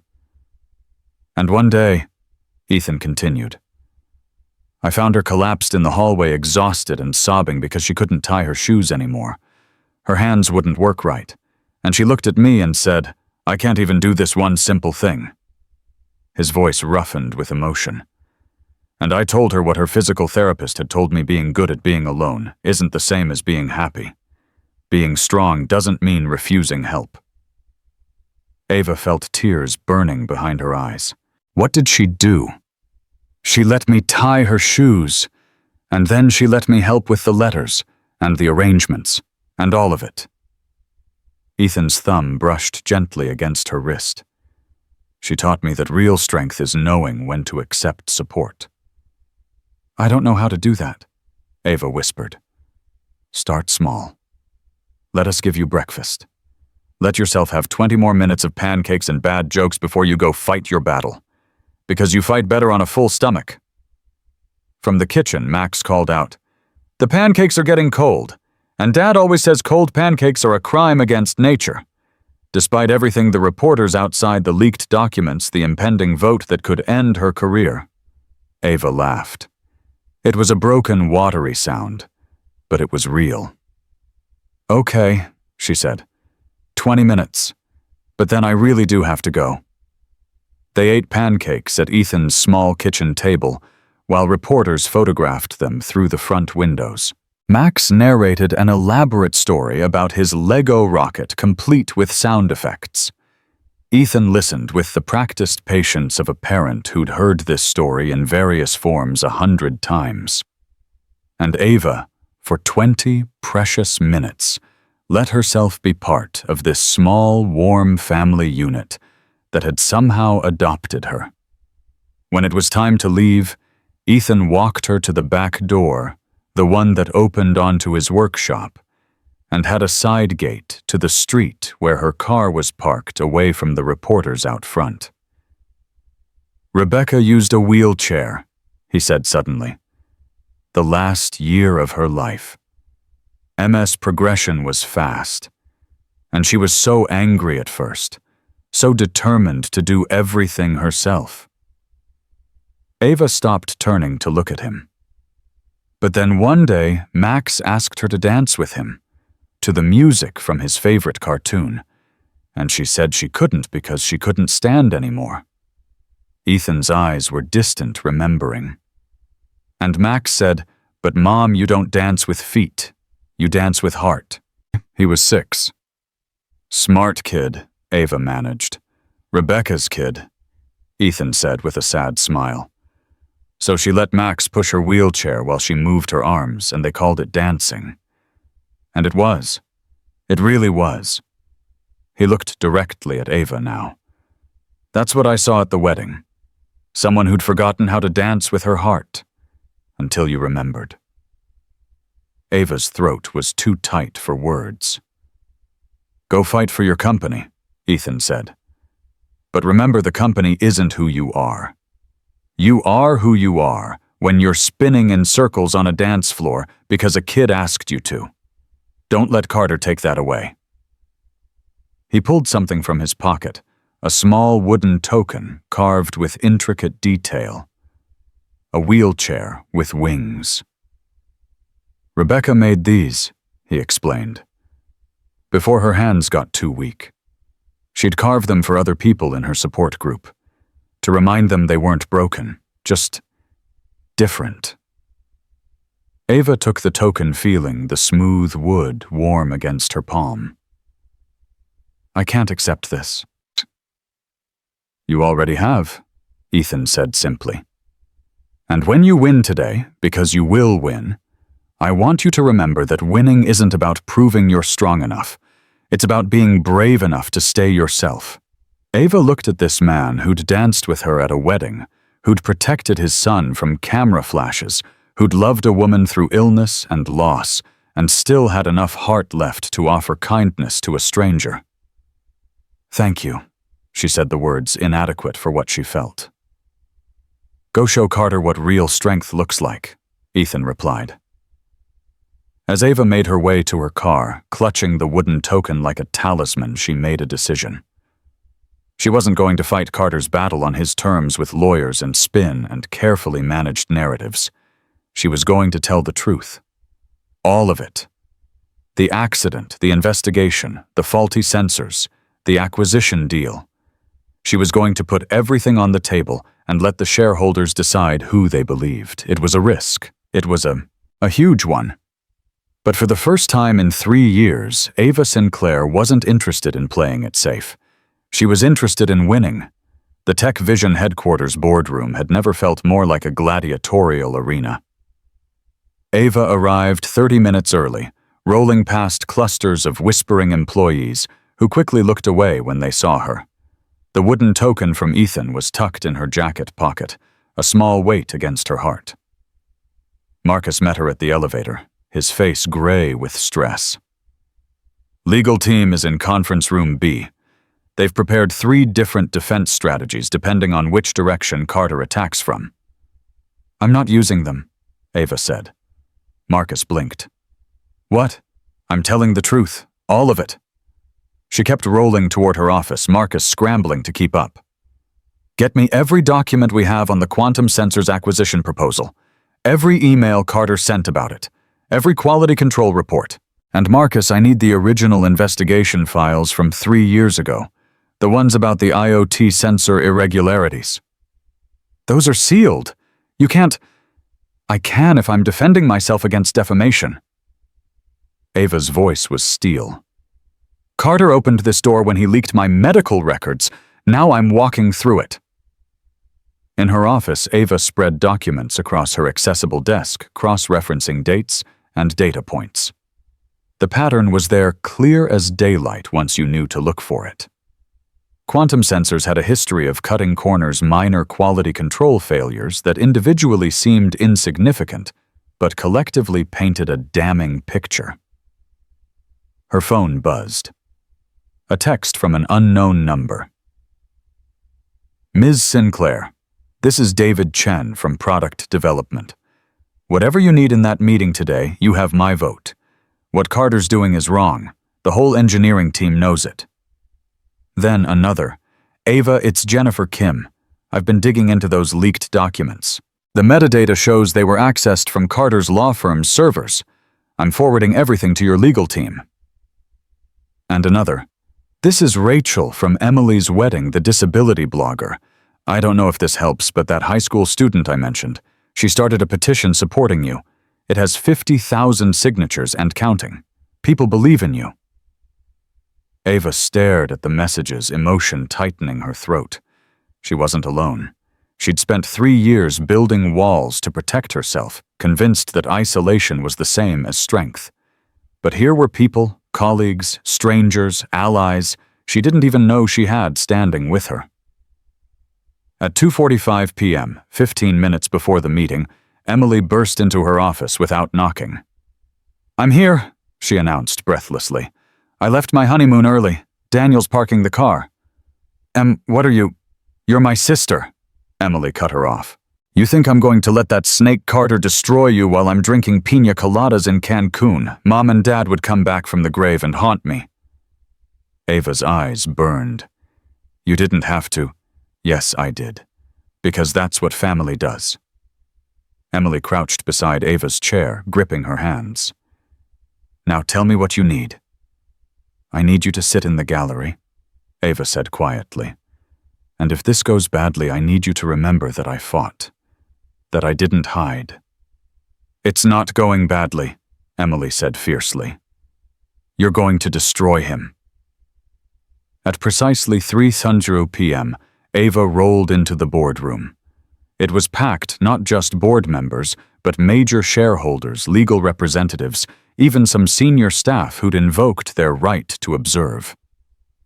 Carter sat at the head of the table in what should have been Ava's seat, looking impeccable in a tailored suit that probably cost more than most people's monthly salary. His eyes met hers, cold and calculating. Ava, so glad you could join us. Wouldn't miss it, she replied, positioning herself at the opposite end. The symbolism wasn't lost on anyone, 2 leaders facing off across a battlefield of polished mahogany. Carter stood commanding the room with practiced ease. Ladies and gentlemen, thank you for gathering on such short notice. I know this is highly irregular, but the circumstances demand immediate action. This morning, documents came to light that raise serious questions about our CEO's judgment and potentially expose Tech Vision to significant legal liability. He clicked a remote, and the wall screen filled with the leaked medical records, police reports, investigation files. Ava's most vulnerable moment displayed for corporate consumption. 3 years ago, Ava Sinclair was involved in a serious accident. What she hasn't disclosed to this board is that prior to that accident, she was investigating quality control issues with a key supplier, issues that may have directly contributed to the component failure that caused her injuries. Murmurs rippled through the room. Ava kept her expression neutral even as her heart hammered. Furthermore, Carter continued, in the days since a video of Ms. Sinclair dancing at a wedding went viral, she has been photographed entering the home of a man she barely knows while reporters document what appears to be a burgeoning personal relationship that's now entangled with our company's public image. He let that hang in the air, the insinuation clear. Ava was distracted, emotional, making poor decisions. The question before us today is simple.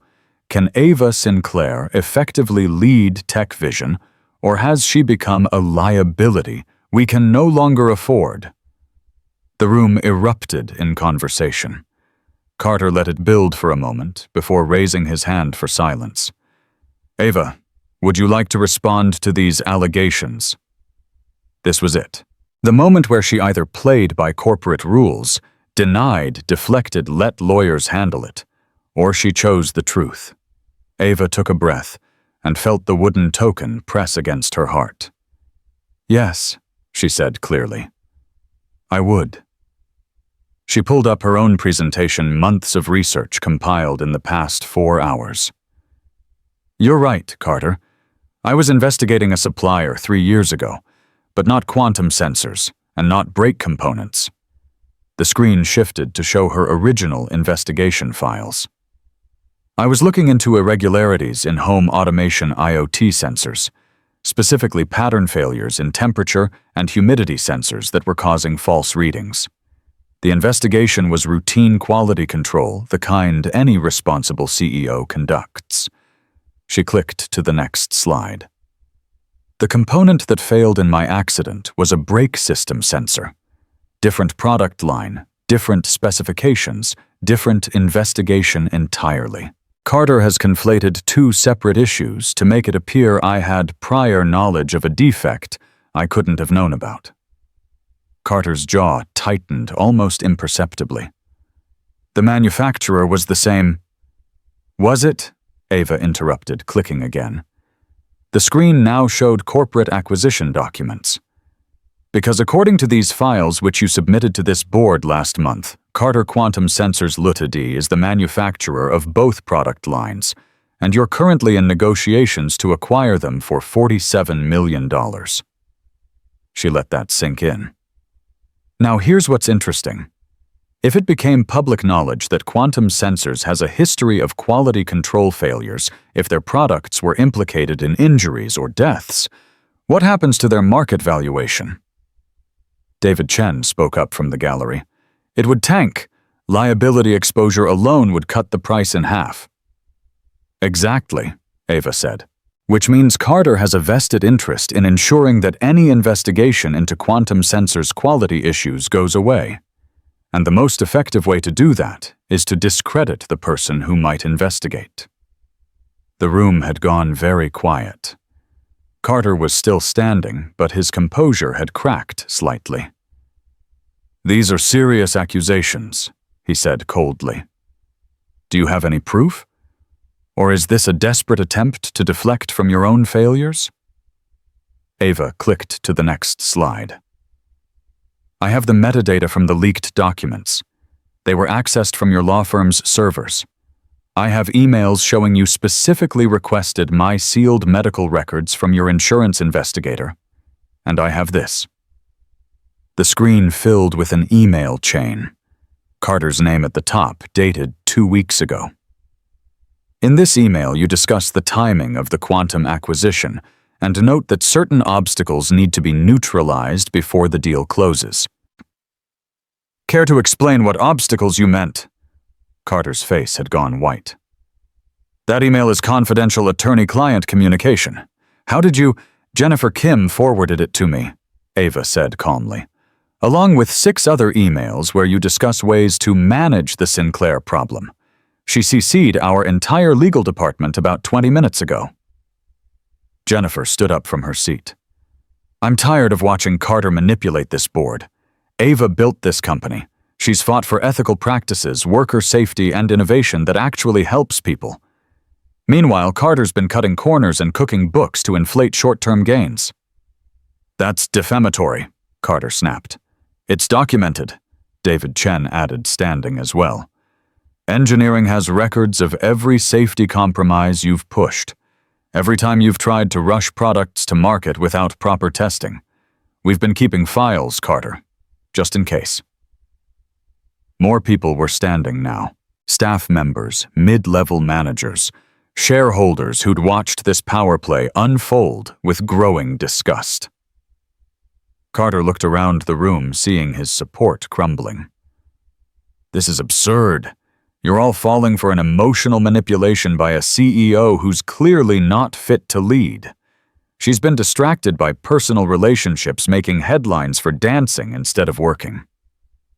I was at my sister's wedding, Ava said quietly, but her voice cut through Carter's bluster like a blade. I danced once. I had pancakes with someone kind. I smiled for the first time in 3 years, and you saw that as weakness. She rolled forward closer to where Carter stood. You know what I see when I look at you, Carter. I see a man who left me in a hospital bed because a wheelchair was bad for his image. I see a man who turned personal tragedy into corporate weaponry. I see someone so obsessed with control that he can't imagine strength comes in different forms. Ava, I'm not finished.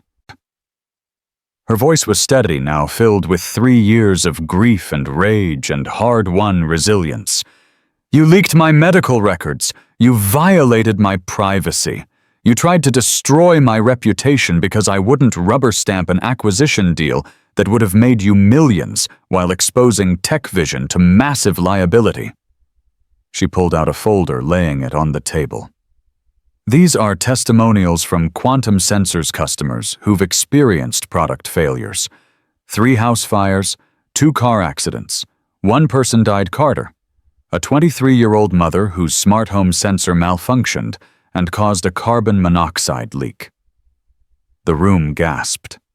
Carter's face was ashen. I found these this morning, Ava continued. While you were planning my corporate execution, I was doing the job you should have done, due diligence. And what I found is that Quantum Sensors should never have been on our acquisition list. Their quality control is abysmal. Their safety record is unconscionable. And you knew it. I did not. Your own consultant's report is dated 3 weeks ago. Ava clicked to another slide. It clearly outlines the liability concerns. You buried it because the acquisition was too profitable to walk away from. Carter slammed his hand on the table. This is a witch hunt. You're making wild accusations to save your own career. Then let's put it to a vote, Ava said calmly. Right now, no more speeches, no more manipulation. Let's ask the shareholders what they think. Vote of no confidence in Ava Sinclair as CEO, all in favor. The silence stretched like pulled taffy. Carter looked around the room, waiting for hands to rise. None did. All opposed, hands shot up. David, Jennifer, Thomas Chen. Emily from the gallery, her hand raised high. More and more, until it was clear that Ava had not just survived, she'd won. But she wasn't done. Now let's vote on something else. I move that we immediately terminate all negotiations with Quantum Sensors and launch an independent investigation into their product safety record. Furthermore, I move that any board member found to have willfully concealed safety concerns for financial gain be removed from the board and reported to the appropriate regulatory authorities. Carter stood frozen, realizing too late what was happening. All in favor? Ava asked. The vote was unanimous. Carter gathered his materials with shaking hands, his face a mask of barely controlled fury. This isn't over, Ava. You think you've won, but actually it is over, Thomas Chen said, standing. Carter, as chairman of the board, I'm formally requesting your resignation from all Tech Vision positions effective immediately. We'll be conducting a full audit of every deal you've been involved in." "You can't." "We can," Jennifer Kim said. "And we are. You violated ethics policies, endangered the company, and attacked our CEO with illegally obtained medical records. Leave now before we call security." Carter looked around one last time, searching for allies who were no longer there. His eyes landed on Ava, and for a moment she saw not the calculating businessman, but the man she'd once loved. Small, frightened, defeated. Then he turned and walked out, his footsteps echoing in the silent boardroom. The moment the door closed behind him, the room erupted. People were talking, congratulating Ava, shaking her hand. Emily pushed through the crowd and threw her arms around her sister, both of them crying. "You did it," Emily whispered. "Mom and Dad would be so proud."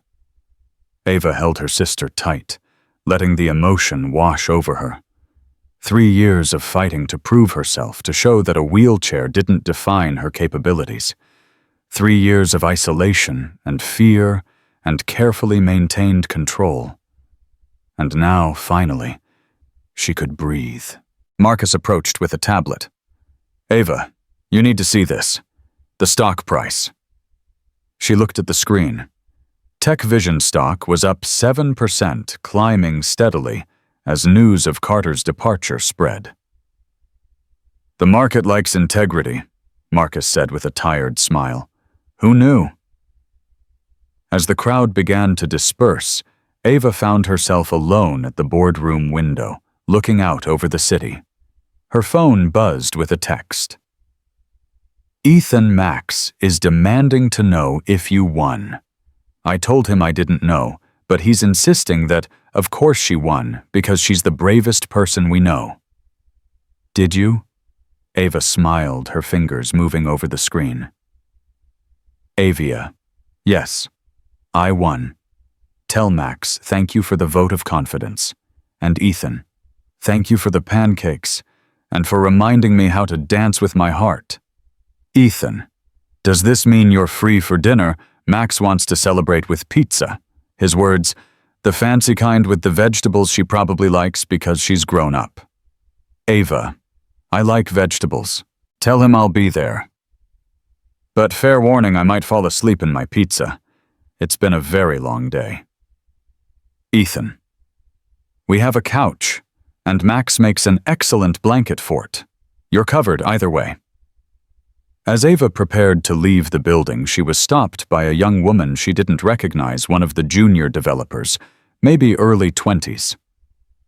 "Ms. Sinclair, I just wanted to say, I use a wheelchair too. Spinal injury from a car accident 2 years ago, and I almost didn't apply to Tech Vision because I thought—" She trailed off, emotional. "But then I saw you, leading meetings, making decisions, not hiding, and I thought maybe I can do this too." The young woman handed Ava a small envelope. "This is from the Disability Employee Resource Group. We wanted you to know that you're not just our CEO. You're our champion." Ava opened the envelope to find a simple card signed by dozens of employees. "Thank you for being visible. Thank you for fighting. Thank you for showing us what's possible." She looked up at the young woman, tears streaming down her face. "What's your name?" "Sarah. Sarah Patterson." Ava's breath caught. "Any relation to a third-grade teacher with MS?" Sarah's face lit up. "My aunt. How did you— A very smart 8-year-old told me about her," Ava said, laughing through her tears. Small world. As she finally left the building, the evening sun painting the sky in shades of gold, and rose, Ava realized something fundamental had shifted.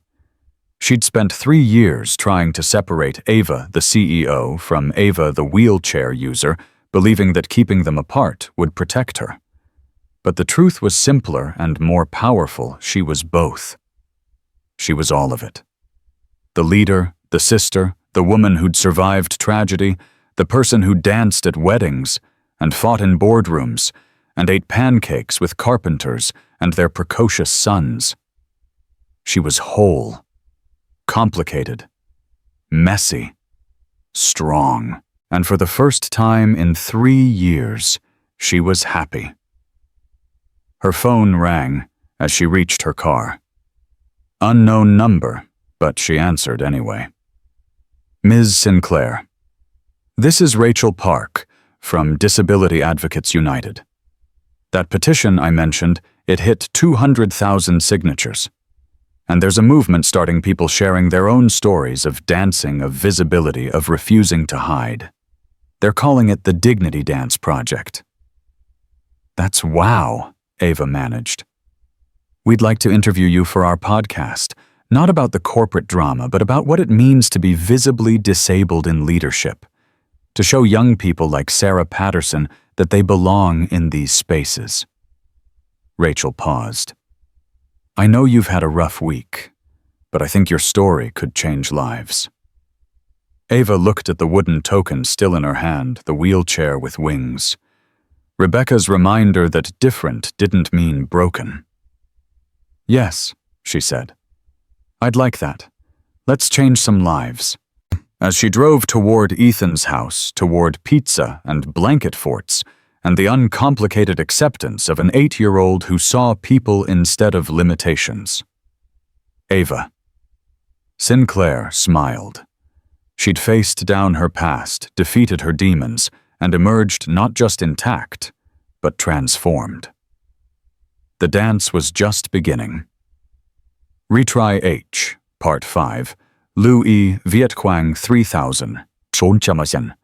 Từ liên kết liền mạch với các phần trước trong câu chuyện pha hội thoại tạo thành một câu chuyện liền mạch khi ghép lại. Mỗi 2-3 phút cần có mini climax và đắt 10-15 mini climax. Mỗi phần cứ 10-12 phút có một twist lớn sâu sắc đan xen mini cliffhanger mạnh. Chỉ cần nội dung không ghi cụ thể mỗi mini. Tăng tính tự nhiên cho phản ứng của các nhân vật. Mỗi phần liền mạch với phần trước, không giới thiệu lại câu chuyện ở đầu phần mới. Liên kết các phần của câu chuyện một cách liền mạch. Sử dụng câu chuyện tiếp giữa các phần. Duy trì chủ đề, tránh ngắt quãng đột ngột, không sử dụng gạch đầu dòng hoặc tiêu đề phụ phong cách kể chuyện Mỹ Hoa Kỳ giống văn giàu cảm xúc. Kể theo ngôi thứ 3, giữ đồ kịch tính không viết lan mạn. Kết thúc khép lại câu chuyện rõ ràng, trọn vẹn đem lại sự hài lòng viên mãn cho khán giả.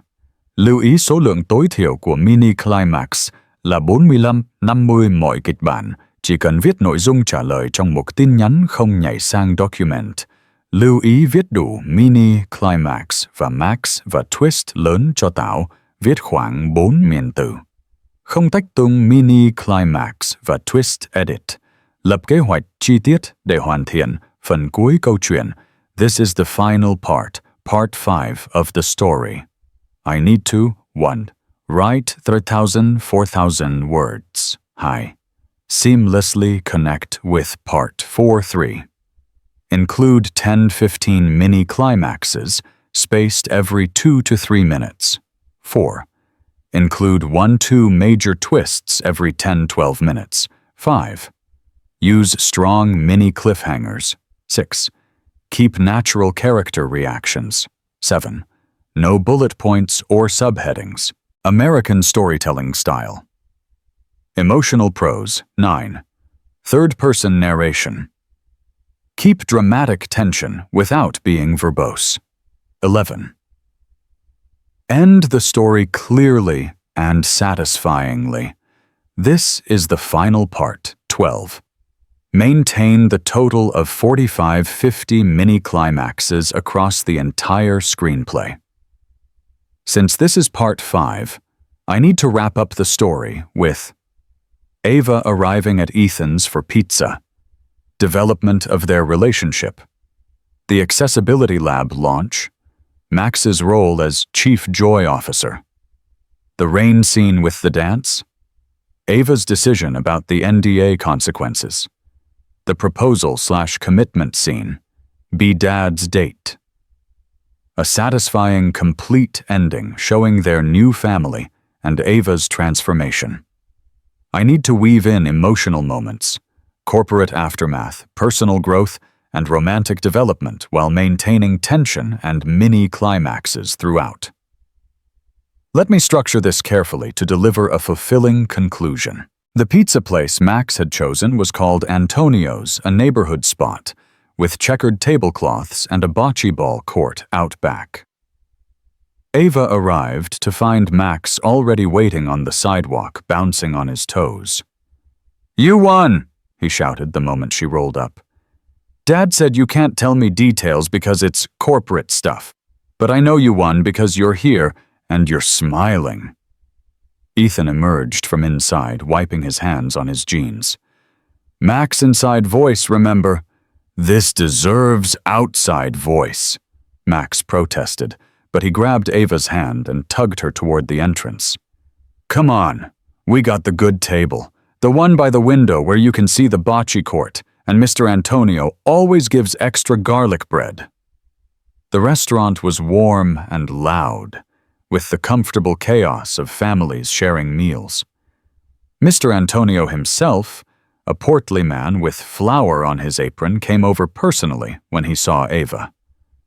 "Ethan's friend," he announced. "The one from the video, my granddaughter she showed me. Beautiful, beautiful. You make people happy." He kissed his fingers dramatically. "Tonight the pizza is on the house. We celebrate..." "Mr. Antonio, you don't have to," Ava started. "Bah." He waved her off. "You think I let a celebrity pay in my restaurant? My wife, she would kill me. Now you want the special." After he bustled away, Ava looked at Ethan. "Does he do that for everyone?" "Only people who inspire his granddaughter to ask for adaptive dance classes," Ethan said with a soft smile. "You've started something, Ava, whether you meant to or not." Max was already coloring on the paper tablecloth with crayons the server had brought. "I'm drawing you," he announced, "but I'm not very good at wheelchairs yet. They keep looking like boxes with circles."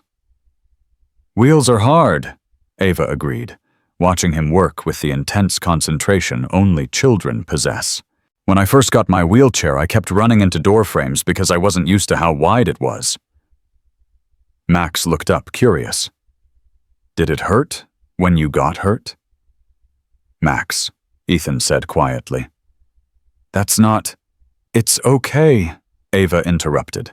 She'd spent 3 years deflecting these questions, treating her accident like classified information.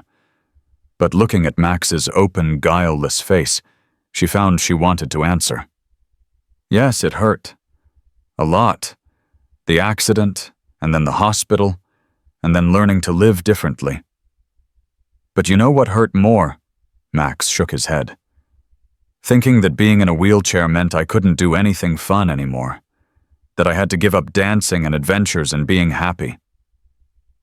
Ava's voice grew softer. "Until your dad asked me to dance, I'd forgotten that wheelchairs don't stop you from living. They just change how you do it."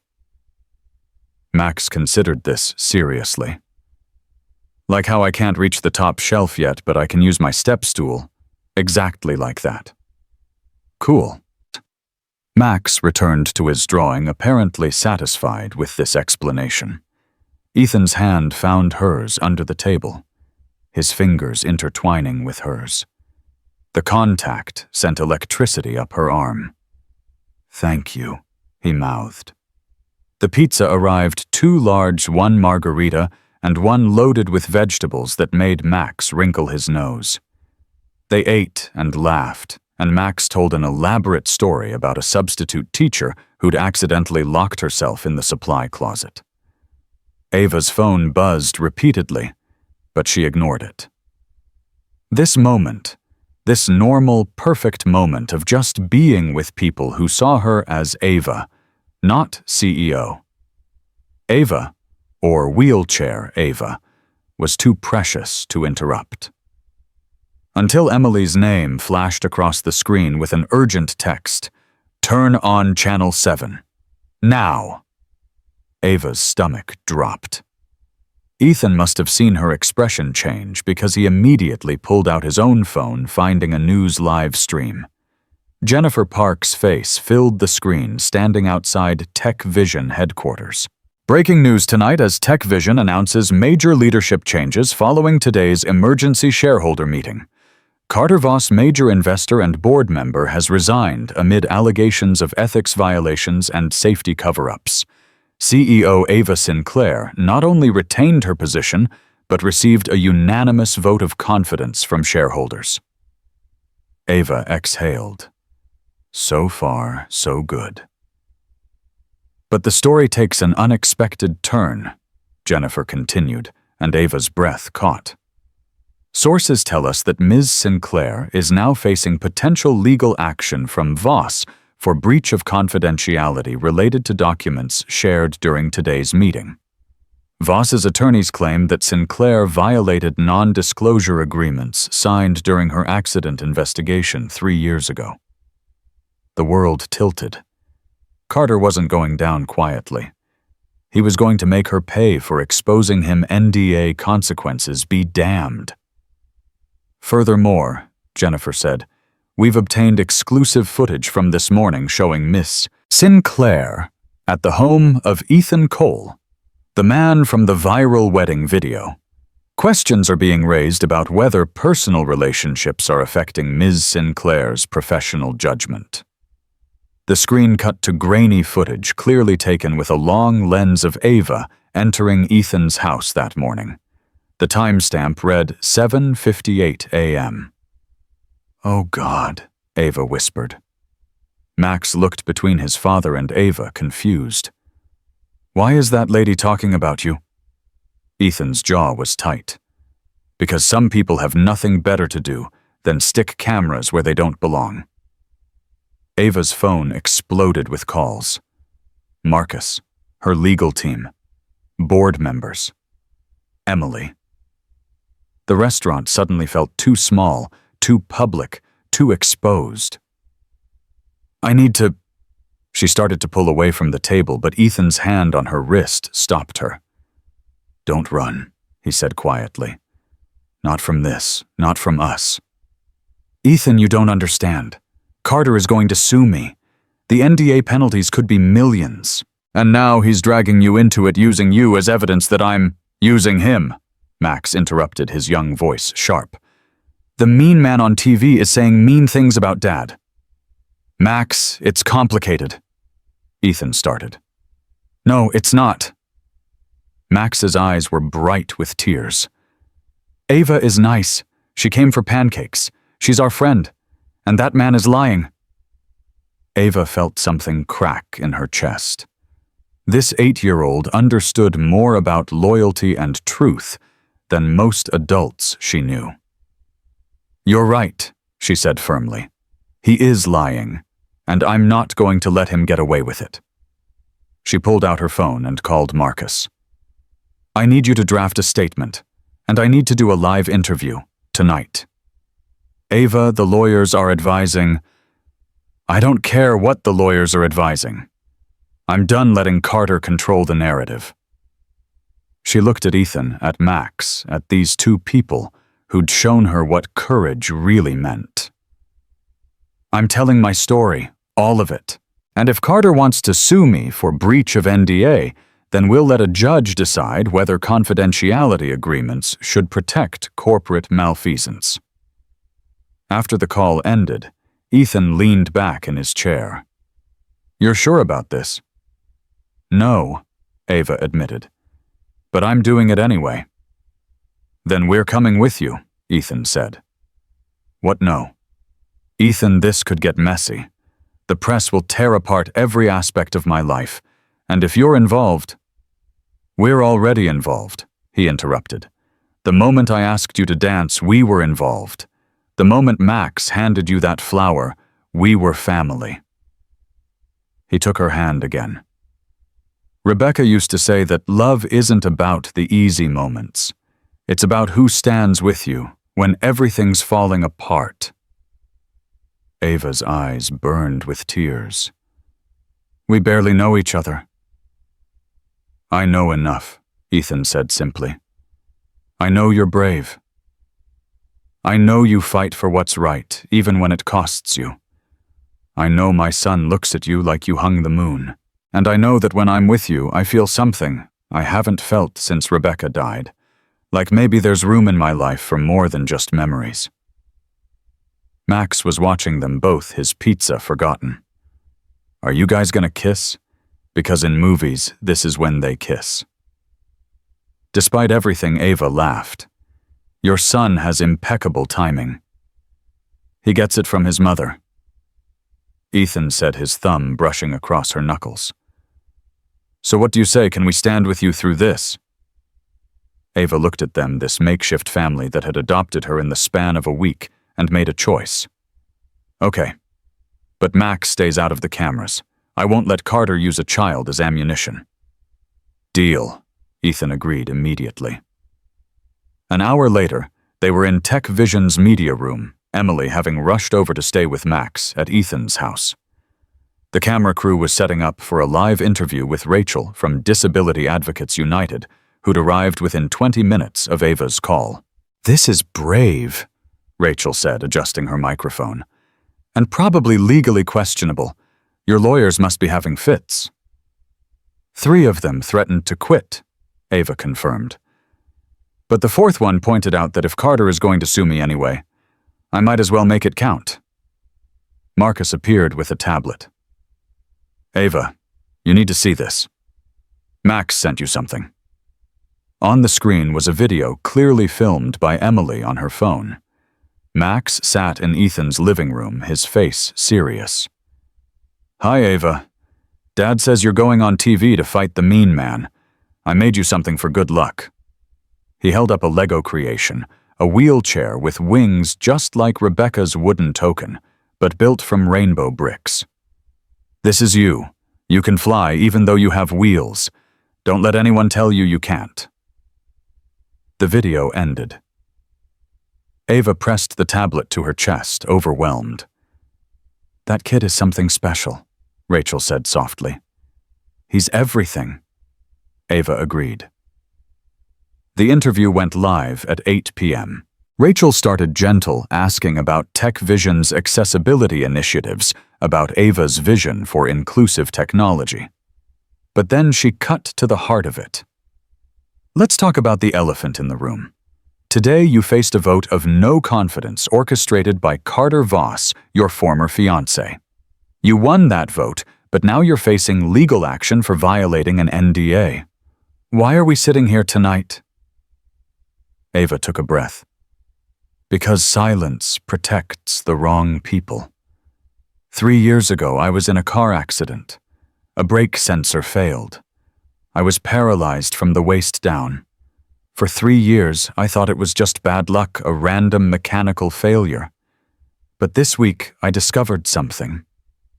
She pulled up the documents on her tablet, sharing her screen. The sensor that failed was manufactured by Quantum Sensors Ltd.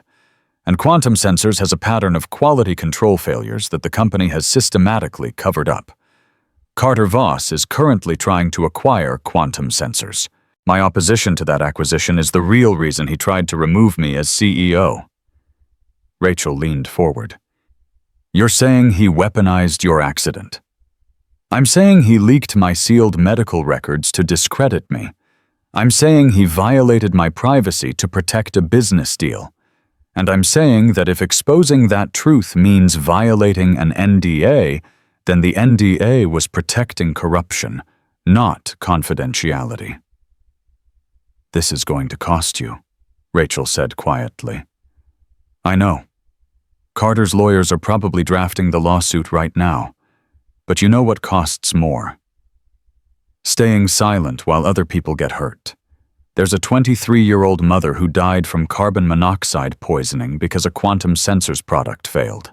How many more people have to die before profit stops being more important than human life?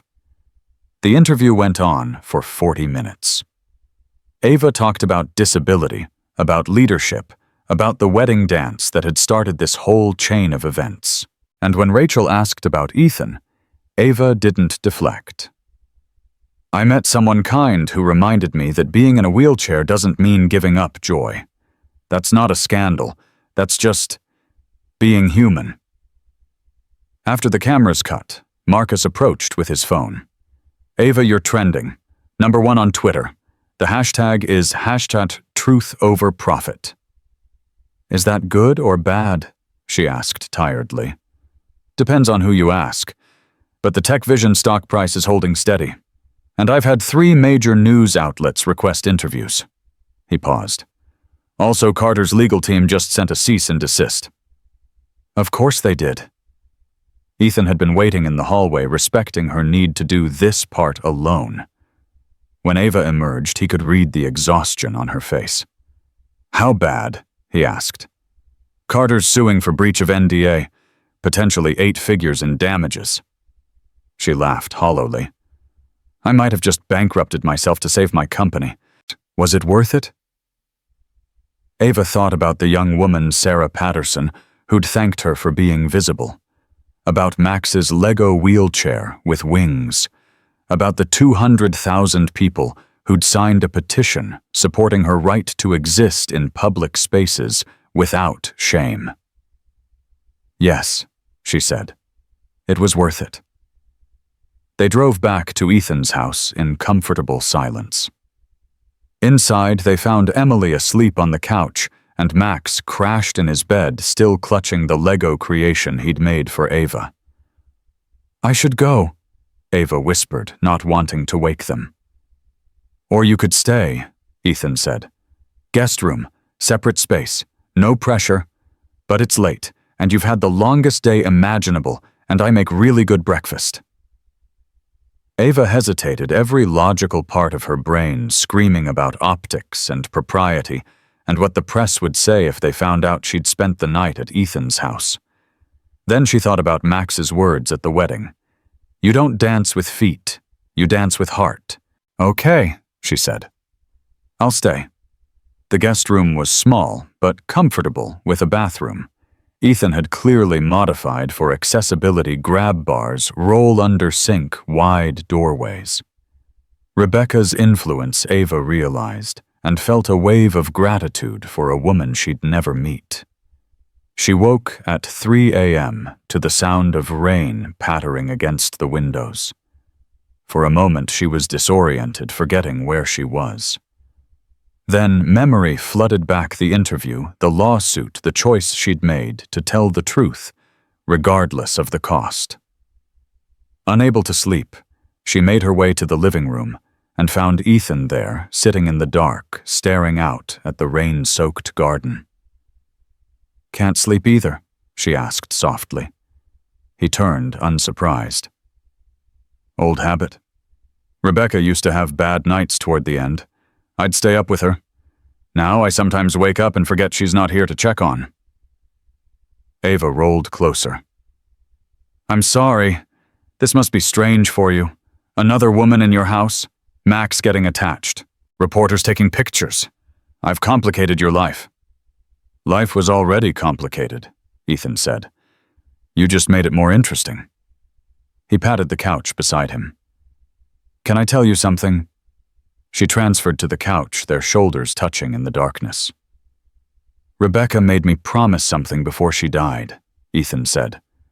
"She made me swear that I wouldn't spend the rest of my life being the sad widower, that I'd find joy again, find love again, and I promised because saying no would have broken her heart." His voice roughened. "But then she was gone, and I couldn't imagine how I was supposed to keep that promise. How was I supposed to find joy when the person who taught me what joy meant was buried in the ground?" Ava took his hand, letting him continue. "Then I saw you at the wedding, hiding in the corner trying to be invisible. And Max said you looked sad like us. And when we danced..." Ethan turned to her, his eyes bright with unshed tears. "When we danced, I felt Rebecca smiling. Like she'd orchestrated the whole thing from wherever she is, like she'd sent me someone who'd understand loss and courage and the hard work of choosing happiness every single day." "Ethan," Ava whispered. "I know it's fast," he continued. "I know we've only known each other a week. I know you've got legal battles and a company to run, and 100 reasons to keep your distance. But Ava, I haven't felt this alive in 3 years, and life's too short to pretend that doesn't matter. Ava's heart was pounding. I'm scared. Me too. I might lose everything. The lawsuit could destroy me financially. Carter could wage war for years, and the press will tear apart any relationship I have looking for scandals and impropriety. I know. So why would you want to be part of this mess? Ethan smiled. Because mess is real. Mess is honest. Mess is two broken people finding out they fit together in unexpected ways. He cupped her face gently. I'm not asking you to have all the answers, Ava. I'm just asking if you'll let me stand beside you while we figure this out. The rain fell harder, drumming on the roof like percussion. In the darkness of Ethan's living room, with the ghost of his late wife blessing them, and the weight of an uncertain future pressing down Ava, Sinclair made the bravest choice of her life. Yes, she whispered. I'll let you stand beside me. When he kissed her, it was gentle, and searching a question and an answer all at once. Ava felt 3 years of walls crumbling, 3 years of grief and isolation dissolving in the warmth of his hands on her face. They stayed like that, until dawn broke talking and kissing and planning a future that was anything but certain. Max found them asleep on the couch at 6 a.m., curled together, like puzzle pieces that had finally found their fit. I knew it, he announced triumphantly, waking them both. I told Aunt Emily you guys liked each other. She owes me $5. The next 6 weeks were a whirlwind. Carter's lawsuit moved forward with his lawyers demanding $8 million in damages for NDA violations. But Ava's legal team had found something interesting in the fine print the NDA specifically exempted disclosure of information related to public safety concerns, and a pattern of product failures that had caused injuries and death definitely qualified as a public safety concern. Meanwhile, the Dignity Dance project had exploded beyond anyone's expectations. Adaptive dance classes were starting in 17 cities. Wheelchair users were posting videos of themselves dancing, refusing to be invisible. And TechVision's accessibility initiatives were being hailed as the gold standard for inclusive design.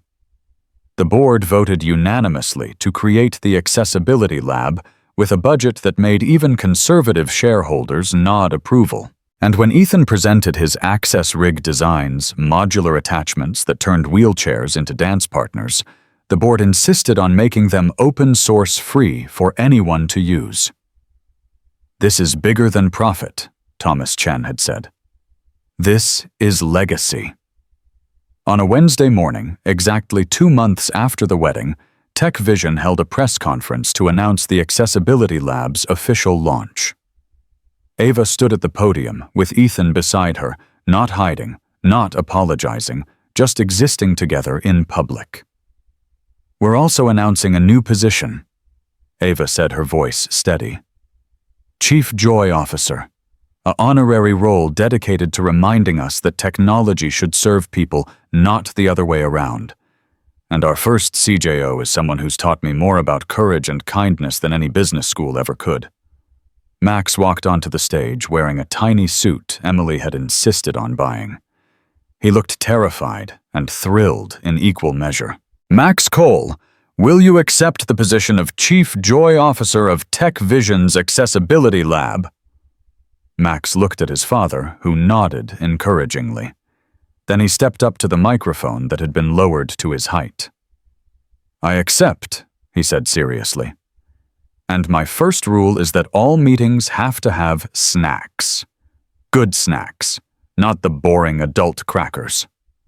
The press laughed, charmed. Ava ruffled his hair, feeling her heart swell. That evening they gathered at Riverside Gardens, the same venue where this had all started. Emily had insisted on hosting a celebration, and somehow it had morphed into a party with half the TechVision staff, most of Ethan's carpenter friends, and what seemed like Max's entire third-grade class. The string quartet was playing the same waltz from the wedding. And when Ethan extended his hand to Ava with a question in his eyes, she didn't hesitate. They danced Ethan's hands on her wheelchair handles, Max spinning beside them. Other couples joining in until the terrace was full of movement and music and joy. Then the rain started.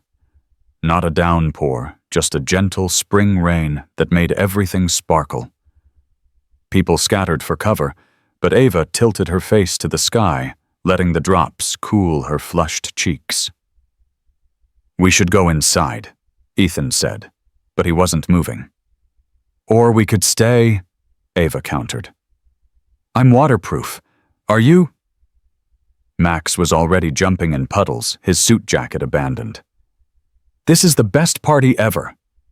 So they danced in the rain, all three of them, while Emily took pictures, and guests cheered from under the eaves. And when the music swelled to its crescendo, Ethan pulled something from his pocket, a small card hand-lettered by Max in careful print. "Will you be Dad's date circle? Yes or no or maybe?" Ava looked at this card, at this question that was so much bigger than a simple date, and felt tears mixing with rain on her face. "Tonight and beyond," she said, echoing words she'd once heard in a dream that was becoming reality. "Is that a yes?" Max asked anxiously. "That's a yes," Ava confirmed, pulling him into a hug that included all three of them. The lawsuit with Carter settled 3 months later. The judge ruled that public safety concerns invalidated the NDA, but ordered both parties to pay their own legal fees as a compromise. Carter disappeared from the tech world, his reputation too damaged to recover. Quantum Sensors was acquired by a different company that immediately implemented new safety protocols and recalled every questionable product. The 23-year-old mother's family received a settlement that, while it couldn't bring her back, at least acknowledged that her death mattered. And Ava Sinclair, CEO, sister, wheelchair, user, dancer, fighter, survivor, learned that happiness wasn't a destination you arrived at once and kept forever. It was a practice. A choice you made every single day. Some days were easier than others. There were still board meetings that exhausted her, still strangers who stared at her wheelchair, still moments when grief and frustration threatened to overwhelm everything.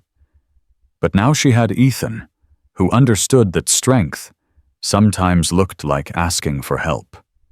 She had Max, who reminded her that joy was a skill worth cultivating.